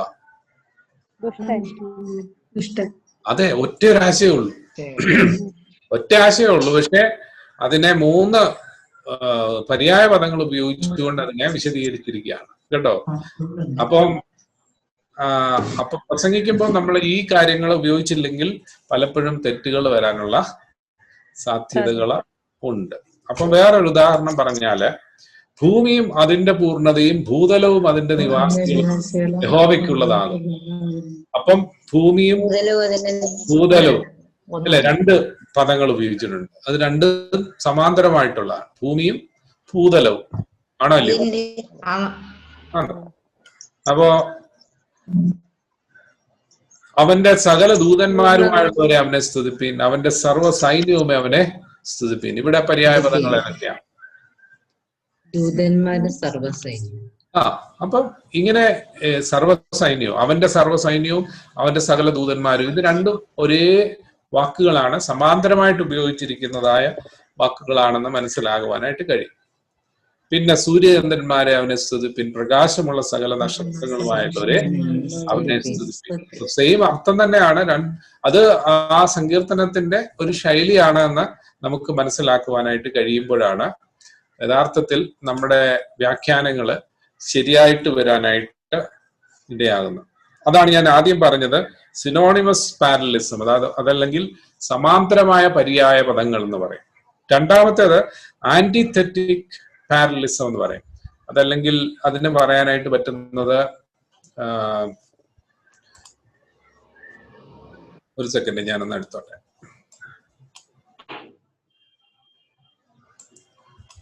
അതായത് വിരുദ്ധ ആശയങ്ങളെ ഉപയോഗിച്ചുകൊണ്ടുള്ള പദങ്ങൾ. അതായത് നീതിമാന്മാരുടെ വഴിയോ യഹോവ അറിയുന്നു, ദുഷ്ടന്മാരുടെ നാശകരമാകും. അപ്പൊ അത് വിരുദ്ധ ആശയങ്ങളുള്ള സമാന്തര പദങ്ങൾ. അതായത് ദുഷ്ടന്മാരെ കുറിച്ചും അല്ലെങ്കിൽ ദുഷ്ടന്മാരെ കുറിച്ചും നീതിമാന്മാരെ കുറിച്ചും പറയുന്ന ഭാഗങ്ങൾ. സിന്തറ്റിക് പാരലിസം എന്ന് പറഞ്ഞു കഴിഞ്ഞാൽ ഈ ഒന്നാമത്തെ സങ്കീർത്തനത്തിൽ നമ്മളൊന്ന് നോക്കിക്കഴിഞ്ഞാൽ അവിടെ കാണാനായിട്ട് സാധിക്കും.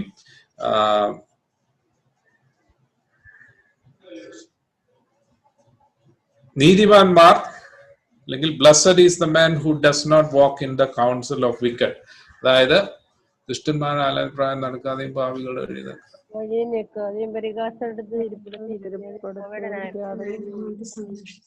അതല്ലല്ലോ അതിന്റെ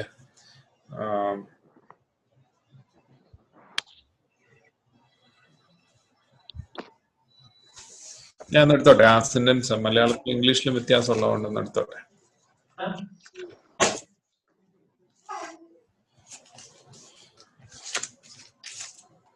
നിങ്ങക്ക് പിടികിട്ടുന്നുണ്ടേ കാര്യങ്ങള്? ഉണ്ട്. ഉണ്ട്. Okay, very good. അതാണ് അവന്റെ പാപികളുടെ വഴിയിൽ നിൽക്കാതെയും പിന്നീട് പറയുന്ന ഒരു ഭാഗമുണ്ട്. അതായത് ഭാഗ്യവാൻ അല്ലേ, ഇങ്ങനെ ചെയ്യാതെ ഇരിക്കുന്നവൻ ഭാഗ്യവാൻ എന്ന് പറഞ്ഞിട്ടൊരു ശൈലി. അവന്റെ ന്യായപ്രമാണത്തെ രാപകൽ ധ്യാനിക്കുന്നവൻ ഭാഗ്യവാൻ. അതെ. Stand in the way of the sinners, sit in the seat of mockers. ഇതൊക്കെ ഓരോ കാര്യങ്ങൾ പറഞ്ഞുകൊണ്ട് പറയുന്നതായിട്ടുള്ള ഒരു കാര്യങ്ങൾ. ഇത് അതായത് വിരുദ്ധവും അതുപോലെ തന്നെ സമാന്തരവുമായിട്ടുള്ള കാര്യങ്ങൾ കൂട്ടിച്ചേർത്തുകൊണ്ട് പറയുന്നതായിട്ടുള്ള ആ ഒരു ശൈലി എബ്രായ കവിതയിൽ നമുക്ക് പലപ്പോഴും കാണാനായിട്ട് സാധിക്കുന്നുണ്ട്.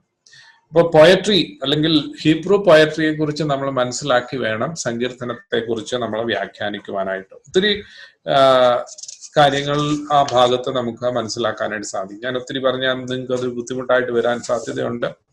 പിന്നെ വിസ്ഡം ലിറ്ററേച്ചർ എന്ന് പറയും, സുഭാഷിതങ്ങൾ അല്ലെങ്കിൽ നമ്മൾ സാധാരണ പറയുന്ന പഴഞ്ചൊല്ലെന്നൊക്കെ പറയുന്ന ഭാഗം വേദപുസ്തകത്തിൽ എവിടെയാ ഉള്ളത്?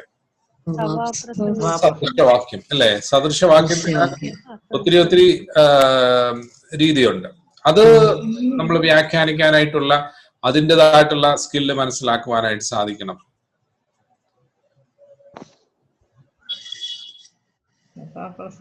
പിന്നെ പ്രോഫറ്റിക് ലിറ്ററേച്ചർ, അത് ഞാൻ മുമ്പേ പറഞ്ഞു കഴിഞ്ഞു. പിന്നെ വേദപുസ്തകത്തിൽ പ്രധാനമായിട്ട് കാണുന്ന ഒരു ജനർ എന്ന് പറയുന്നത് പാരബിൾ അല്ലേ? യേശുക്രിസ്തുവിന്റെ ഉപമകളെ കുറിച്ച് നമ്മൾ മനസ്സിലാക്കുവാനായിട്ട് സാധിക്കും. ഉപമകൾ പലതും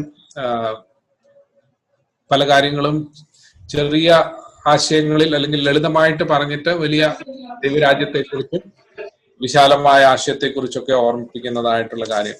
പിന്നെ ഒരു കാര്യമുണ്ട്, അപ്പോക്കാലിപ്റ്റിക് ലിറ്ററേച്ചർ. അത് കേട്ടിട്ടുണ്ടോ? അപ്പോക്കാലിപ്റ്റിക് ലിറ്ററേച്ചർ എന്ന് പറഞ്ഞാൽ ഏതാ? മലയാളം ലിറ്ററേച്ചർ എന്ന് പറഞ്ഞാൽ വെളിപ്പാട് സാഹിത്യങ്ങൾ എന്ന് പറയും. വെളിപ്പാട് സാഹിത്യങ്ങൾ,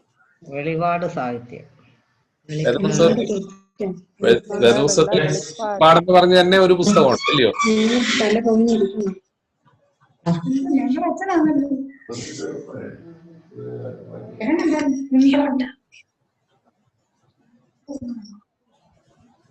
വെളിപ്പാട് സാഹിത്യം എന്ന് പറഞ്ഞ ഒരു സാഹിത്യമുണ്ട് വേദപുസ്തകത്തിൽ. അതേതാന്ന് പറയാമോ?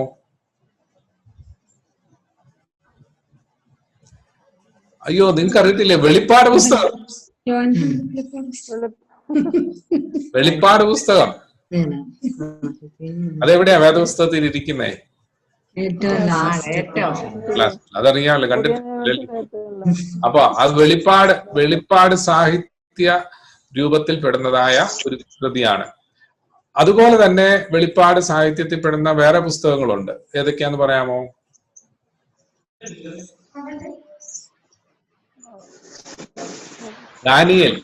ദാനിയേലിന്റെ പുസ്തകം, അതുപോലെ തന്നെ എഹെസ്കേലിലെ ചില ഭാഗങ്ങളുണ്ട്. അങ്ങനെ വെളിപ്പാട് സാഹിത്യം എന്ന് പറയുന്ന ഒരു വിഭാഗത്തിൽപ്പെടുന്ന കാര്യം. അതുകൊണ്ട് വെളിപ്പാട് പുസ്തകം അങ്ങോട്ട് എടുത്തിട്ട് ചുമ്മാതെ അതിനകത്ത് പറയുന്ന കാര്യങ്ങളെല്ലാം നമുക്ക് തോന്നിയതുപോലെ പ്രസംഗിക്കാനായിട്ടുള്ളതല്ല. വെളിപ്പാട് സാഹിത്യത്തിന്റെ വിവരണ ശൈലിയും വിവരണ തത്വങ്ങളും ഉണ്ട്. അതിനനുസരിച്ച് മാത്രമേ അത് പ്രസംഗിക്കാനായിട്ട് പറ്റുകയുള്ളൂ. അതിന് വെളിപ്പാട് സാഹിത്യത്തെ കുറിച്ച് മനസ്സിലാക്കുവാനായിട്ട് സാധിക്കണം. ഈ കാര്യങ്ങളൊക്കെ നമ്മൾ മനസ്സിലാക്കി മാത്രമാണ് യഥാർത്ഥത്തിൽ ഒരു നല്ല പ്രസംഗം അല്ലെങ്കിൽ നല്ലൊരു വ്യാഖ്യാനം വേദപുസ്തകത്തിന് ടെക്സ്റ്റിന് കൊടുക്കുവാനായിട്ട് നമുക്ക് സാധിക്കുള്ളൂ. നമുക്ക് അവിടെ ഒന്ന് നിർത്താം. ഇവിടെ ഒന്ന് ചെറുതായിട്ടൊന്ന് പോസ് ചെയ്തിട്ട് നമുക്ക് തുടരാം. ഈ പറഞ്ഞ കാര്യങ്ങളിൽ നിന്ന് നിങ്ങൾക്ക് എന്തെങ്കിലും സംശയമുണ്ടോ?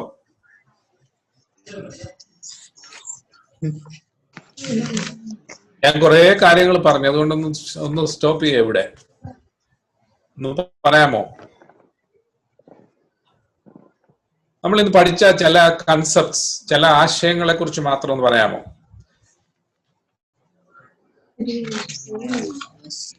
അക്ഷരികമായ വ്യാഖ്യാനം.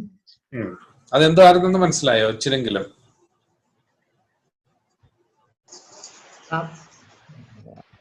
അതിനകത്ത് എന്തൊക്കെയാ പ്രധാനമെന്നൊന്ന് പറഞ്ഞാൽ മതി, അന്നേരം അതിനകത്ത് മനസ്സിലാവും എന്തുവാന്ന്. അതിനകത്ത് എന്താ പ്രധാനം?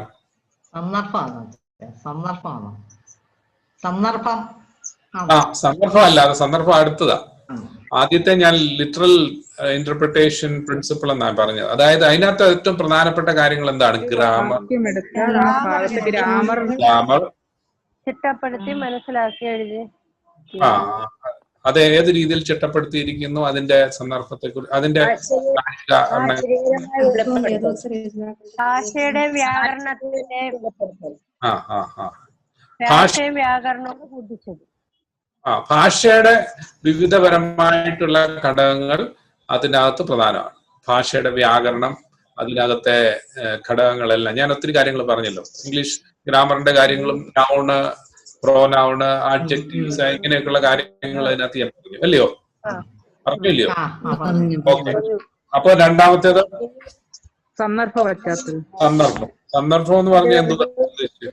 പാഠഭാഗം മനസ്സിലാക്കി അതിന് ചുറ്റും ആ പശ്ചാത്തലം, ഒറ്റ വാക്കി നമുക്ക് മനസ്സിലാക്കാം അതിന്റെ പശ്ചാത്തലം. ട്രാൻസ്ലേഷൻ, അതിന്റെ എന്താ പറയുന്നത്, അതിന്റെ കൺസ്ട്രക്ഷൻ. അപ്പൊ ആ സെന്റൻസിനകത്ത് അടങ്ങുന്നതായിട്ടുള്ള വ്യാകരണ തത്വങ്ങള്, അങ്ങനെയൊക്കെയുള്ള കാര്യങ്ങളാണ് ആദ്യത്തെ ഭാഗത്ത്. രണ്ടാമത്തേത് ആ വാക്കുണ്ടായതിന്റെ പശ്ചാത്തലം, അതിന് ചുറ്റും, അതിന് മുമ്പ്, അതിന് പിന്നെ ഉണ്ടായ കാര്യങ്ങളെ മനസ്സിലാക്കിക്കൊണ്ട് പറയുന്നതാണ് പശ്ചാത്തല തത്വം എന്ന് പറഞ്ഞു. 3 ചരിത്രപരമായ അതൊക്കെ പശ്ചാത്തലത്തിലുള്ള കാര്യങ്ങളാണ്. ഓക്കെ, അത് തന്നെ പ്രോഗ്രസീവ് റിവലേഷൻ പ്രിൻസിപ്പിൾ അല്ലേ? അപ്പം അതിനെക്കുറിച്ച് ഞാൻ പറഞ്ഞപ്പോ ഒത്തിരി കാര്യങ്ങൾ പറഞ്ഞു. അതായത് വേദപുസ്തകത്തിലെ ഈ പഴയ നിയമത്തെക്കുറിച്ചും പുതിയ നിയമത്തെക്കുറിച്ചും ഞാൻ പറഞ്ഞു. പഴയ നിയമം എന്ന് പറയുന്നത് പുതിയ നിയമത്തിന്റെ ഭാഗത്ത് നിന്ന് നോക്കിയാൽ അതൊരു മർമ്മമാണ് അല്ലേ? അപ്പം പുതിയ നിയമം പഴയ നിയമത്തിന്റെ ഭാഗത്ത് നിന്ന് നോക്കിയാൽ വെളിപ്പെടുത്തിയ ഒരു അനുഭവമാണ്. അങ്ങനെയൊക്കെ കാര്യങ്ങൾ ഞാൻ പറഞ്ഞു. അതിന് ഉദാഹരണമായിട്ട് എബ്രായർക്ക് ഇത് ലേഖനം 1-ാം അധ്യായം ഞാൻ പറഞ്ഞു, ശരിയല്ലയോ? പറഞ്ഞു. ഓക്കെ. അപ്പൊ അത് നിങ്ങൾ പിന്നീട് വായിക്കുക. എഫേസ്യർക്ക് എഴുതിയ ലേഖനം 3-ാം അധ്യായം 1 മുതൽ 6 വരെ വായിച്ചു. അതൊക്കെ നമ്മൾ മനസ്സിലാക്കി. നാലാമത്തേത് ഹാർമണി ഓഫ് സ്ക്രിപ്ചർ പ്രിൻസിപ്പിൾ എന്ന് പറഞ്ഞാൽ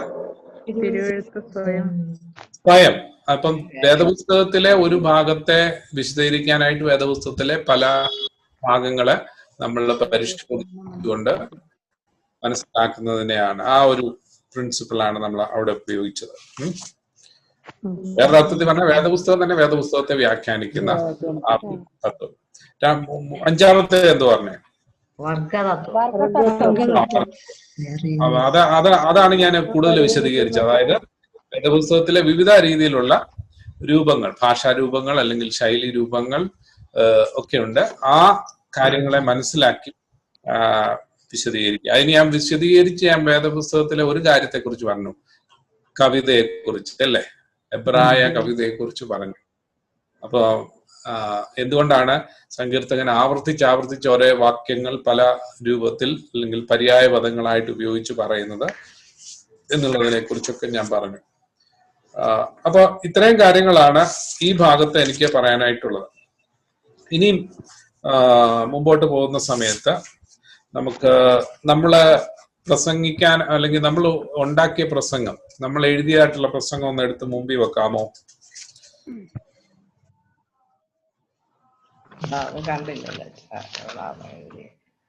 കാണാതെ പോയോ? സാരമില്ല, കുഴപ്പമില്ല. ഓക്കെ, ഇനി നമുക്ക് ചില കാര്യങ്ങള് പ്രധാനപ്പെട്ട ചില ടിപ്സ് പറഞ്ഞിട്ട് ഞാൻ അവസാനിപ്പിക്കാൻ സമയമുണ്ടല്ലോ അല്ലേ? കുറച്ചുകൂടെ. ഓക്കെ,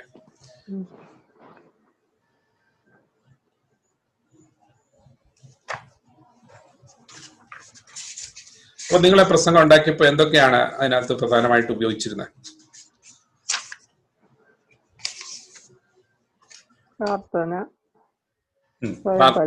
നമുക്ക് അങ്ങനെയുള്ള കാര്യങ്ങൾ അങ്ങോട്ട് വിടാം.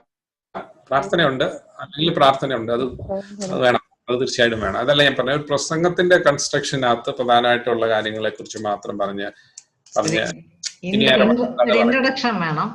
ഒരു ഇൻട്രൊഡക്ഷൻ വേണം. ഓക്കെ, ഇതൊരു പ്രാക്ടിക്കൽ ടോക്കാണ്. ഞാൻ ഇത് നോട്ട്സ് എഴുതാനായിട്ട് ഉദ്ദേശിച്ചല്ല, നമ്മൾ പരസ്പരം സംസാരിക്കുക, അതിനുവേണ്ടിയാണ് പറയുന്നത്. ഇൻട്രൊഡക്ഷനകത്ത് എന്തൊക്കെയാണ് ഉദ്ദേശിക്കേണ്ടത്? വാക്യം, അതിന്റെ പശ്ചാത്തലം. അപ്പൊ മുമ്പേ പറഞ്ഞ പ്രയറും അതിനകത്തൊരു പ്രധാനമാണ് കേട്ടോ. അതായത് പ്രാർത്ഥനയ്ക്കകത്ത് നമ്മൾ ഈ പ്രസംഗിക്കാൻ പോകുന്നതിന്റെ ഒരു ജസ്റ്റ് നമ്മൾ എന്താ പ്രസംഗിക്കാൻ പോകുന്നെന്നുള്ളത് വരണം. വെറുതെ നമ്മൾ ആ ഒരു മധ്യസ്ഥ പ്രാർത്ഥനയാവില്ലേ പ്രസംഗത്തിന് മുമ്പുള്ള പ്രാർത്ഥന, മനസ്സിലായി? വളരെ ചുരുക്കി നമ്മൾ പറയാൻ പോകുന്ന കാര്യത്തെ ഒന്ന് സംക്ഷിപ്തമായിട്ട് പറയാൻ ഒരു വാക്കിലോ 2 വാക്കിലോ ഒന്ന് ഉദ്ധരിക്കുന്നത് നല്ലതായിരിക്കും നമ്മുടെ പ്രാർത്ഥനയ്ക്കകത്ത്. അപ്പൊ ഇൻട്രൊഡക്ഷൻ അകത്ത് അടങ്ങുന്ന കാര്യങ്ങളാണ് നമ്മൾ ചർച്ച ചെയ്യുന്നത്. അപ്പൊ പിന്നെന്തോ വേണം? നമ്മൾ സാധാരണ പറയാറില്ലേ, അതായത് first impression is the best impression എന്ന് പറയും. എന്ന് പറഞ്ഞാൽ എന്താ അതിന്റെ അർത്ഥം? First impression is the best impression എന്ന് പറഞ്ഞാൽ അതിന്റെ അർത്ഥം എന്താ? ആദ്യത്തെ തുടക്കം. അപ്പം നമ്മള് ഒരു ഇംപ്രഷൻ ഉണ്ടാക്കിയെടുക്കുന്ന ഭാഗമാണ് ഇൻട്രൊഡക്ഷൻ കേട്ടോ. നമ്മള് പ്രസംഗിക്കുന്ന ആ ഒരു ആശയത്തെ നമ്മളെ ശ്രദ്ധിക്കുന്നവർക്ക് ഒരു ഇൻട്രസ്റ്റ് ഉണ്ടാക്കുന്ന ഒരു പ്രത്യേകമായ ഭാഗമാണ് ഇൻട്രൊഡക്ഷൻ. അപ്പൊ ആ ഇൻട്രൊഡക്ഷൻ മെച്ചമാക്കേണ്ടത് ഒരു പ്രസംഗിക്കുന്ന ആളിന്റെ കലാപരമായിട്ടുള്ള ഒരു വൈഭവമായിരിക്കും. അപ്പൊ ആ ഇൻട്രൊഡക്ഷൻ ശ്രദ്ധിച്ചില്ലെങ്കിൽ നമുക്ക് ആൾക്കാരെ കൈ പറഞ്ഞ മനസ്സിലായോ? ഹലോ, പറഞ്ഞ മനസ്സിലായോ? അന്നേരം നമ്മള് ഇതായി ഈ പ്രാക്ടിക്കൽ ടോക്ക് നിങ്ങൾ പ്രത്യേകമായിട്ട് ശ്രദ്ധിക്കണം. അതായത് എങ്ങനെയാണ് നമ്മൾ പറയുന്ന ആശയം ഇൻട്രൊഡ്യൂസ് ചെയ്യുന്നത് എന്നുള്ളതാണ് ആ ഭാഗത്ത് പ്രധാനമായിട്ടുള്ളത് കേട്ടോ. അപ്പൊ നമ്മൾ പറയാൻ ഉദ്ദേശിക്കാത്ത ഒരു കാര്യമാണ് ഇൻട്രൊഡക്ഷനിൽ വരുന്നതെങ്കിൽ നമ്മുടെ ഉദ്ദേശം തെറ്റിപ്പോയി, അല്ലേ? അതാണ് പ്രശ്നം. എന്താണ് ഇൻട്രൊഡക്ഷന്റെ ഉദ്ദേശം എന്ന് പറഞ്ഞാൽ 3 കാര്യങ്ങളുണ്ട്.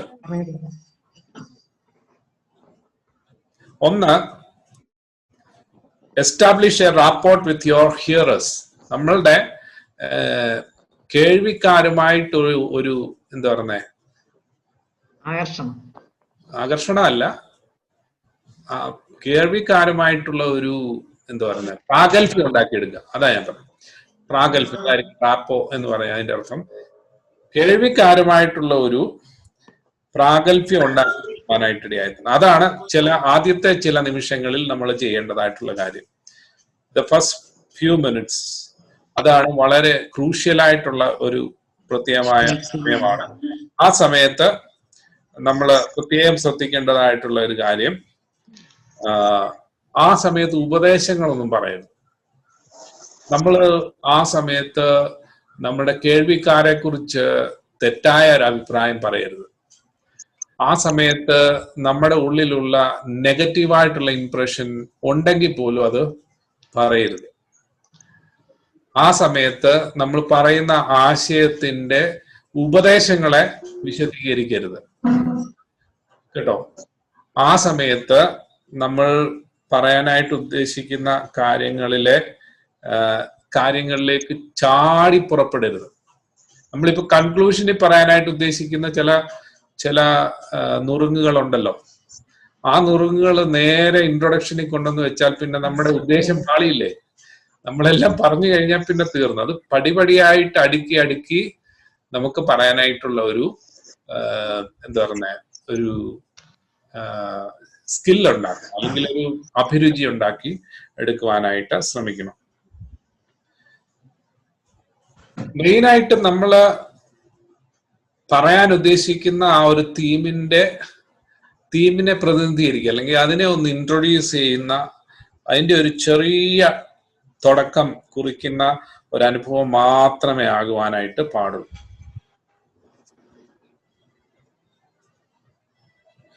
Introduction should be A brief sentences, വളരെ ചുരുക്കമായിട്ടായിരിക്കണം ഇൻട്രൊഡക്ഷൻ. ഇപ്പൊ നമ്മൾ അരമണിക്കൂർ നമ്മൾ ഇൻട്രൊഡക്ഷൻ പറഞ്ഞിട്ട് നമ്മൾ പറയുവാണ് ഇനി ഞാൻ 2-3 കാര്യങ്ങളോട് പറയാൻ പോവുകയാണെന്ന് പറഞ്ഞാൽ ആൾക്കാര് എന്ത് ചെയ്യും? അവരുടെ MCB അങ്ങ് ഓഫ് ചെയ്യും, അവരുടെ മെയിൻ സ്വിച്ച് അവർ ഓഫ് ചെയ്യും. പിന്നെ നമ്മുടെ മുമ്പിൽ വെറുതെ ഇങ്ങനെ കണ്ണൊക്കെ തുറന്ന് അല്ലെങ്കിൽ ഇങ്ങനെ ഇരിക്കുമെന്ന് മാത്രമേ ഉള്ളൂ. അതുകൊണ്ട് എന്ത് ചെയ്യണം? വളരെ ബ്രീഫായിട്ട് കഴിയുമെങ്കിൽ നമ്മളാകെ പറയുന്ന അതിന്റെ വളരെ ചുരുങ്ങിയ ശതമാനം മാത്രം സമയം എടുത്ത് വേണം ഇൻട്രൊഡക്ഷൻ പറയാനായിട്ട്. കാരണം ഇൻട്രൊഡക്ഷൻ ഇത്ര സമയം നമുക്ക് പറയാൻ പറ്റത്തില്ല. ഓരോ സബ്ജക്റ്റും ഓരോ ആശയത്തിന്റെയും പ്രത്യേകത അനുസരിച്ച് അതിന്റെ സമയം മാറ്റം വരും. എന്നാൽ കൂടുതൽ സമയം ഇൻട്രൊഡക്ഷന് സമയം കളയാനായിട്ട് പാടില്ല എന്നുള്ളതാണ്. മെയിനായിട്ട് നമ്മൾ ഒത്തിരി അലകറിക്കലായിട്ട് പോകാതെ സ്പീക്ക് ടു ദ പോയിന്റ്, ആ കറക്റ്റ് ഡയറക്റ്റ് ആയിട്ട് ചില കാര്യങ്ങൾ പറയാനായിട്ടാണ്. അലങ്കാരികമായിട്ടൊക്കെ പറഞ്ഞൊത്തിരി പോകാതെ ഡയറക്റ്റ് ആയിട്ട് പറയാൻ പോകുന്ന കാര്യങ്ങളുടെ ഒരു ജസ്റ്റ് പറയുന്നത് നല്ലതായിരിക്കും. അതുപോലെ തന്നെ രണ്ടാമത് ചിന്തിക്കേണ്ടതായിട്ടുള്ള ഒരു കാര്യം, ഗുഡ് ഇൻട്രൊഡക്ഷൻ അല്ലെങ്കിൽ A good introductions are usually arresting എന്ന് പറഞ്ഞാൽ മനുഷ്യരെ ഒത്തിരി ആകർഷിക്കുന്ന, അവരുടെ ശ്രദ്ധയെ പിടിച്ചു പറ്റുന്നതായ ചില ആശയങ്ങളായിരിക്കണം ഇൻട്രൊഡക്ഷനിൽ പറയണം. മാത്രമല്ല ആ പറയുന്ന വാക്കുകളിൽ കൂടി അവർക്കൊരു ക്യാപ്സൂൾ കൊടുക്കുകയാണ്. നമ്മൾ ഇപ്പോഴായിട്ട് കേൾക്കുന്ന ഒരു പദമാണ് ക്യാപ്സൂൾ എന്ന് പറയുന്നത്. അത് നമുക്ക് ഇവിടെ ഉപയോഗിക്കാം. അതായത് അതിനകത്ത് അവർക്കൊരു തോന്നലുണ്ടാകണം, ബാക്കിയുള്ള കാര്യങ്ങളിലൂടെ ഞാൻ ശ്രദ്ധിക്കണം, എനിക്ക് ശ്രദ്ധിച്ചേ മതിയാവുള്ളൂ, എനിക്ക് കേൾക്കണം, എനിക്ക് മനസ്സിലാക്കണം. ആ ഒരു ചിന്ത, ആ ഒരു പ്രതീതി ഉണ്ടാക്കുന്ന എന്തെങ്കിലും ഒരു കാര്യങ്ങൾ അവിടെ എടുത്തിടാനായിട്ട് ശ്രമിക്കണം. ഞാൻ ഇന്ന കാര്യങ്ങൾ പിന്നീട് വ്യക്തമാക്കുന്നുണ്ട്, അതിന്റെ ജസ്റ്റ് ഇതാണ്, അതിന്റെ ചുരുക്കം ഇതാണ് എന്ന് പറഞ്ഞ് ഒരു ക്യാപ്സൂൾ അവിടെ കൊണ്ടിടുന്നത് വളരെ ഉപകാരപ്രദമായിരിക്കും നിങ്ങളുടെ പ്രസംഗത്തെ ശ്രദ്ധിക്കാനായിട്ട്. Good introductions are often memorable. ഓർത്തിരിക്കാൻ പറ്റിയ ചില കാര്യങ്ങൾ അവിടെ പറയുന്നതല്ല. ചില ഓർത്തിരിക്കാൻ പറ്റിയ ചില സ്റ്റേറ്റ്മെന്റ്സ് നിങ്ങൾക്ക് നിങ്ങളുടേതായിട്ട് രീതിയിൽ ഉണ്ടാക്കാം, അല്ലെങ്കിൽ വേറെ ആരുടെയും കേട്ടത് പറയാം. അതെല്ലാം പക്ഷെ നമ്മുടെ മെയിൻ ആയിട്ടുള്ള ആശയത്തെ അല്ലെങ്കിൽ അതിനോട് ചേർന്ന് പോകുന്നതായിരിക്കണം എന്ന് മാത്രമേ ഉള്ളൂ. അതുപോലെ തന്നെ ചില ആൾക്കാരൊക്കെ പറയുന്നത് കേട്ടിട്ടില്ലേ, നല്ല പ്രസംഗമായിരുന്നു. അപ്പൊ ആ നല്ല പ്രസംഗമായിരുന്നു എന്ന് പറഞ്ഞത് അവര് ഏത് ഭാഗത്തെ കേട്ടിട്ടായിരിക്കാം നല്ല പ്രസംഗമാണെന്ന് പറയുന്നത്?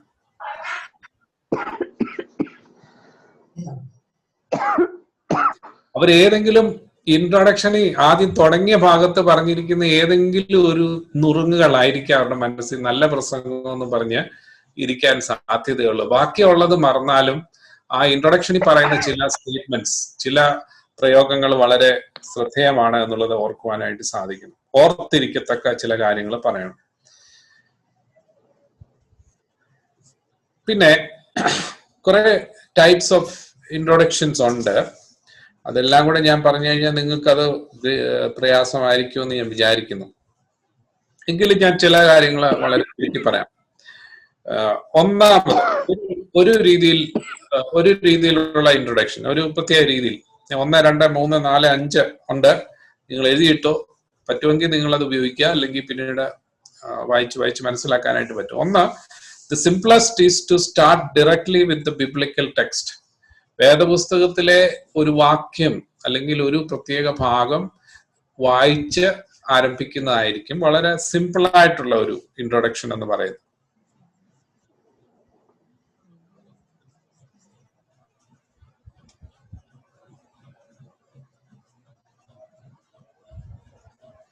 നമ്മൾ ഒരിക്കലും ചിന്തിക്കില്ല നമ്മൾ വായിച്ച കാര്യങ്ങൾ എല്ലാവർക്കും അറിയാം, അതുകൊണ്ട് അതിനകത്തെ സാരാംശം മാത്രം പറഞ്ഞങ്ങ് നിർത്തിയേക്കാമെന്ന് വിചാരിക്കില്ല. അതിനകത്ത് ആരെങ്കിലും 2 3 പേരെങ്കിലും അതിനെക്കുറിച്ച് ഒന്നും അറിയാൻ മേലാത്തൊരു കാണും എന്നുള്ളൊരു ചിന്ത നമ്മുടെ പ്രസംഗത്തിന്റെ ആ ഇൻട്രൊഡക്ഷനിൽ അതിനെക്കുറിച്ച് പറയാനായിട്ട് നമ്മളെ പ്രേരിപ്പിക്കുന്ന ഒരു ഘടകമാണ്. ഓക്കെ, ഇനി രണ്ടാമത്തെ ഒരു ഇൻട്രൊഡക്ഷന്റെ ടൈപ്പ് എന്ന് പറയുന്നത്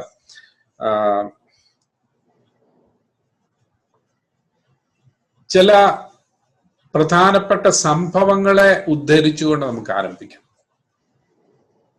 അതായത് നമ്മുടെ പ്രാദേശികമായിട്ടോ നമ്മുടെ രാജ്യത്തോ അല്ലെങ്കിൽ രാജ്യാന്തര തലത്തിലോ നടക്കുന്നതായിട്ടുള്ള എന്തെങ്കിലും ഒരു സംഭവത്തെ, അത് ആൾക്കാരുടെ മനസ്സിൽ ഇപ്പോൾ തന്നെ തങ്ങി നിൽക്കുന്നതായിട്ടുള്ള എന്തെങ്കിലും ഒരു സംഭവത്തെ ഒന്ന് വിശദീകരിച്ചുകൊണ്ട് വേണമെങ്കിൽ ആരംഭിക്കാം. അത് രണ്ടാമത്തെ ടൈപ്പ്. മൂന്നാമത്തെ ടൈപ്പ് ഓഫ് ഇൻട്രൊഡക്ഷൻ എന്ന് പറയുന്നത് A personal story from the preachers on life pilgrimage can be A very useful type of introduction.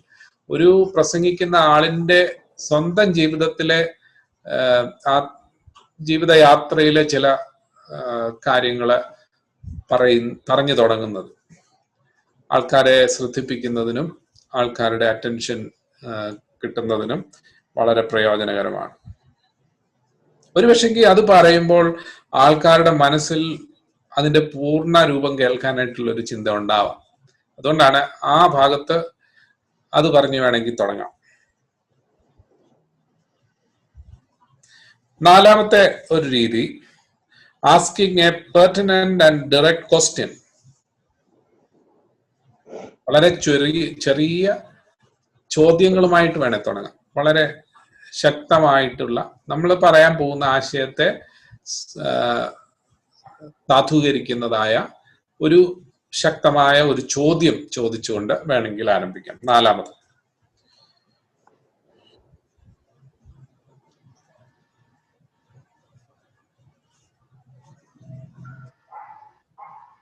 അഞ്ച്, അതുമല്ലെങ്കിൽ ഇത്രയും കാര്യം പറഞ്ഞതല്ലെങ്കിൽ നമ്മൾ ഏതെങ്കിലും ഒരു വേദപുസ്തകത്തിലെ പ്രസംഗിക്കാൻ പോകുന്ന ഭാഗവുമായിട്ട് പൊരുത്തപ്പെടുന്നതായിട്ടുള്ള കറന്റ് അഫയേഴ്സ്, എന്തെങ്കിലും ഒരു എന്താ പറഞ്ഞ ആനുകാലിക സംഭവങ്ങളെ വിശദീകരിച്ചുകൊണ്ട് വേണമെങ്കിൽ നമുക്ക് പറയാനായിട്ട് ശ്രമിക്കാം. ഞാൻ ഇപ്പോഴും ഓർക്കുന്നതായിട്ടുള്ള ഒരു കാര്യം, കഴിഞ്ഞ ക്രിസ്മസിന്റെ സന്ദർഭത്തില് അതിനോടനുബന്ധിച്ചായിരുന്നു ഒരു സെൻസസുമായിട്ട് ബന്ധപ്പെട്ട ഒരു നിയമം ഉണ്ടായല്ലോ ഇന്ത്യയില്. അപ്പൊ അതുമായിട്ട് ബന്ധപ്പെട്ടു പല പ്രസംഗങ്ങളും ഞാൻ കേൾക്കാനായിട്ട് ഇടയായിരുന്നു. അത് ആൾക്കാർക്ക് വളരെ അതിനോട് ചേർന്ന് പോകാനായിട്ട്. നിങ്ങൾ ശ്രദ്ധിച്ചായിരുന്നോ? ശ്രദ്ധിച്ചു. ഓക്കെ, അപ്പൊ അങ്ങനെയുള്ള ചില സംഭവങ്ങള് യേശുക്രിസ്തുവിന്റെ സമയത്ത് അതേ സമയം അതേ കാര്യം തന്നെ ഉണ്ടായിരുന്നു. പേർ ചാർത്തലുമായിട്ട് പേർ വഴി ചാർത്തുന്ന അല്ലേ? അപ്പൊ അത് അന്ന് ഇപ്പൊ പെട്ടെന്ന് കണ്ടംപററി ആയിട്ട് ഉണ്ടാകുന്ന ചില സംഭവങ്ങള് ഒരു വേഷെങ്കിൽ നമുക്ക് പ്രസംഗിക്കാനായിട്ട് പറ്റിയ ഒരു അല്ലെങ്കിൽ ഇൻട്രൊഡക്ഷന് ഉപയോഗിക്കാൻ പറ്റിയ ഒരു കാര്യമായിട്ട് നമുക്ക് കാണാനായിട്ട് സാധിക്കും. ഇപ്പൊ എത്ര കാര്യങ്ങൾ പറഞ്ഞു? 5 കാര്യങ്ങൾ പറഞ്ഞു. ഇനി ഒരു പ്രസംഗത്തിന് പോകുന്ന സമയത്ത് ഞാൻ ഒന്ന് പറയാമോ? ഒന്നുകൂടെ ഒന്ന് വിശദീകരിച്ച് പറയാമോ? ഒന്ന് എന്താണ്? ദിവസത്തിലൊരു പ്രത്യേകം വായിച്ചാരംഭിക്കുക. ഒരു ഭാഗമോ ഒരു വാക്യമോ വായിച്ചാരംഭിക്കുക. ഓക്കെ. 2, പ്രധാനപ്പെട്ട സംഭവങ്ങളെ ആസ്പദമാക്കി ആരംഭിക്കുക. പ്രാദേശികമായോ അല്ലെങ്കിൽ രാഷ്ട്രീയ അല്ലെങ്കിൽ നമ്മുടെ രാഷ്ട്രത്തിലോ അന്തർദേശീയമായിട്ടോ നടക്കുന്നതായിട്ടുള്ള എന്തെങ്കിലും സംഭവങ്ങൾ പറഞ്ഞുകൊണ്ട് ആരംഭിക്കാം. 3ാമത് ജീവിതത്തിലെ ചില നിമിഷങ്ങളെ വിശദീകരിച്ചുകൊണ്ട് പറയാം. 3 ചോദ്യങ്ങൾ. ഓക്കെ, അവരെ ആകർഷിക്കത്തക്ക അല്ലെങ്കിൽ നമ്മളുടെ ഇനി പറയാൻ പോകുന്ന കാര്യങ്ങളെ അധികരിക്കുന്നതായിട്ടുള്ള എന്തെങ്കിലും ഒരു ചോദ്യം ചോദിച്ചു തുടങ്ങാം. 5ാമത്തെ അങ്ങനെ ആനുകാലിക സംഭവങ്ങളെന്നല്ല, നമ്മൾ പറയാൻ പോകുന്ന ടെക്സ്റ്റിനകത്തുമായിട്ട് ബന്ധപ്പെട്ട ഒരു ആനുകാലിക സംഭവം എടുത്ത് അത് പ്രത്യേകം ഓർത്തോണേ. അത് ചിന്തിച്ച് പറയാം. ഇനി നമ്മള് പോകുന്നത് body or the outline of the sermon. ഇപ്പൊ നമ്മളൊരു പ്രസംഗത്തിനൊരു ഔട്ട്ലൈൻ ഉണ്ടാവണോ വേണ്ടായോ? ഔട്ട്ലൈൻ ഇല്ലാത്ത സർമണും ഉണ്ട് കേട്ടോ. അത് അങ്ങനെ ഒരു ശൈലിയുണ്ട്. നറേറ്റീവ് സർമൺ എന്ന് പറയും. അതിനെക്കുറിച്ചൊക്കെ നമുക്ക് പിന്നീട് നമുക്ക് പറയാം. എങ്കിലും സാധാരണഗതിയിൽ മിക്കവാറും എല്ലാ പ്രസംഗങ്ങൾക്കും ഒരു ഔട്ട്ലൈൻ ഉണ്ടാവും. നിങ്ങൾ ബോറടിച്ചോ? നമുക്ക് തീർക്കാമോ? അത് പെട്ടെന്ന് ബോഡി ഓഫ് ദ അല്ലെങ്കിൽ body or the outline of the sermon. Okay, അതിലേക്ക് നമുക്ക് വരാം.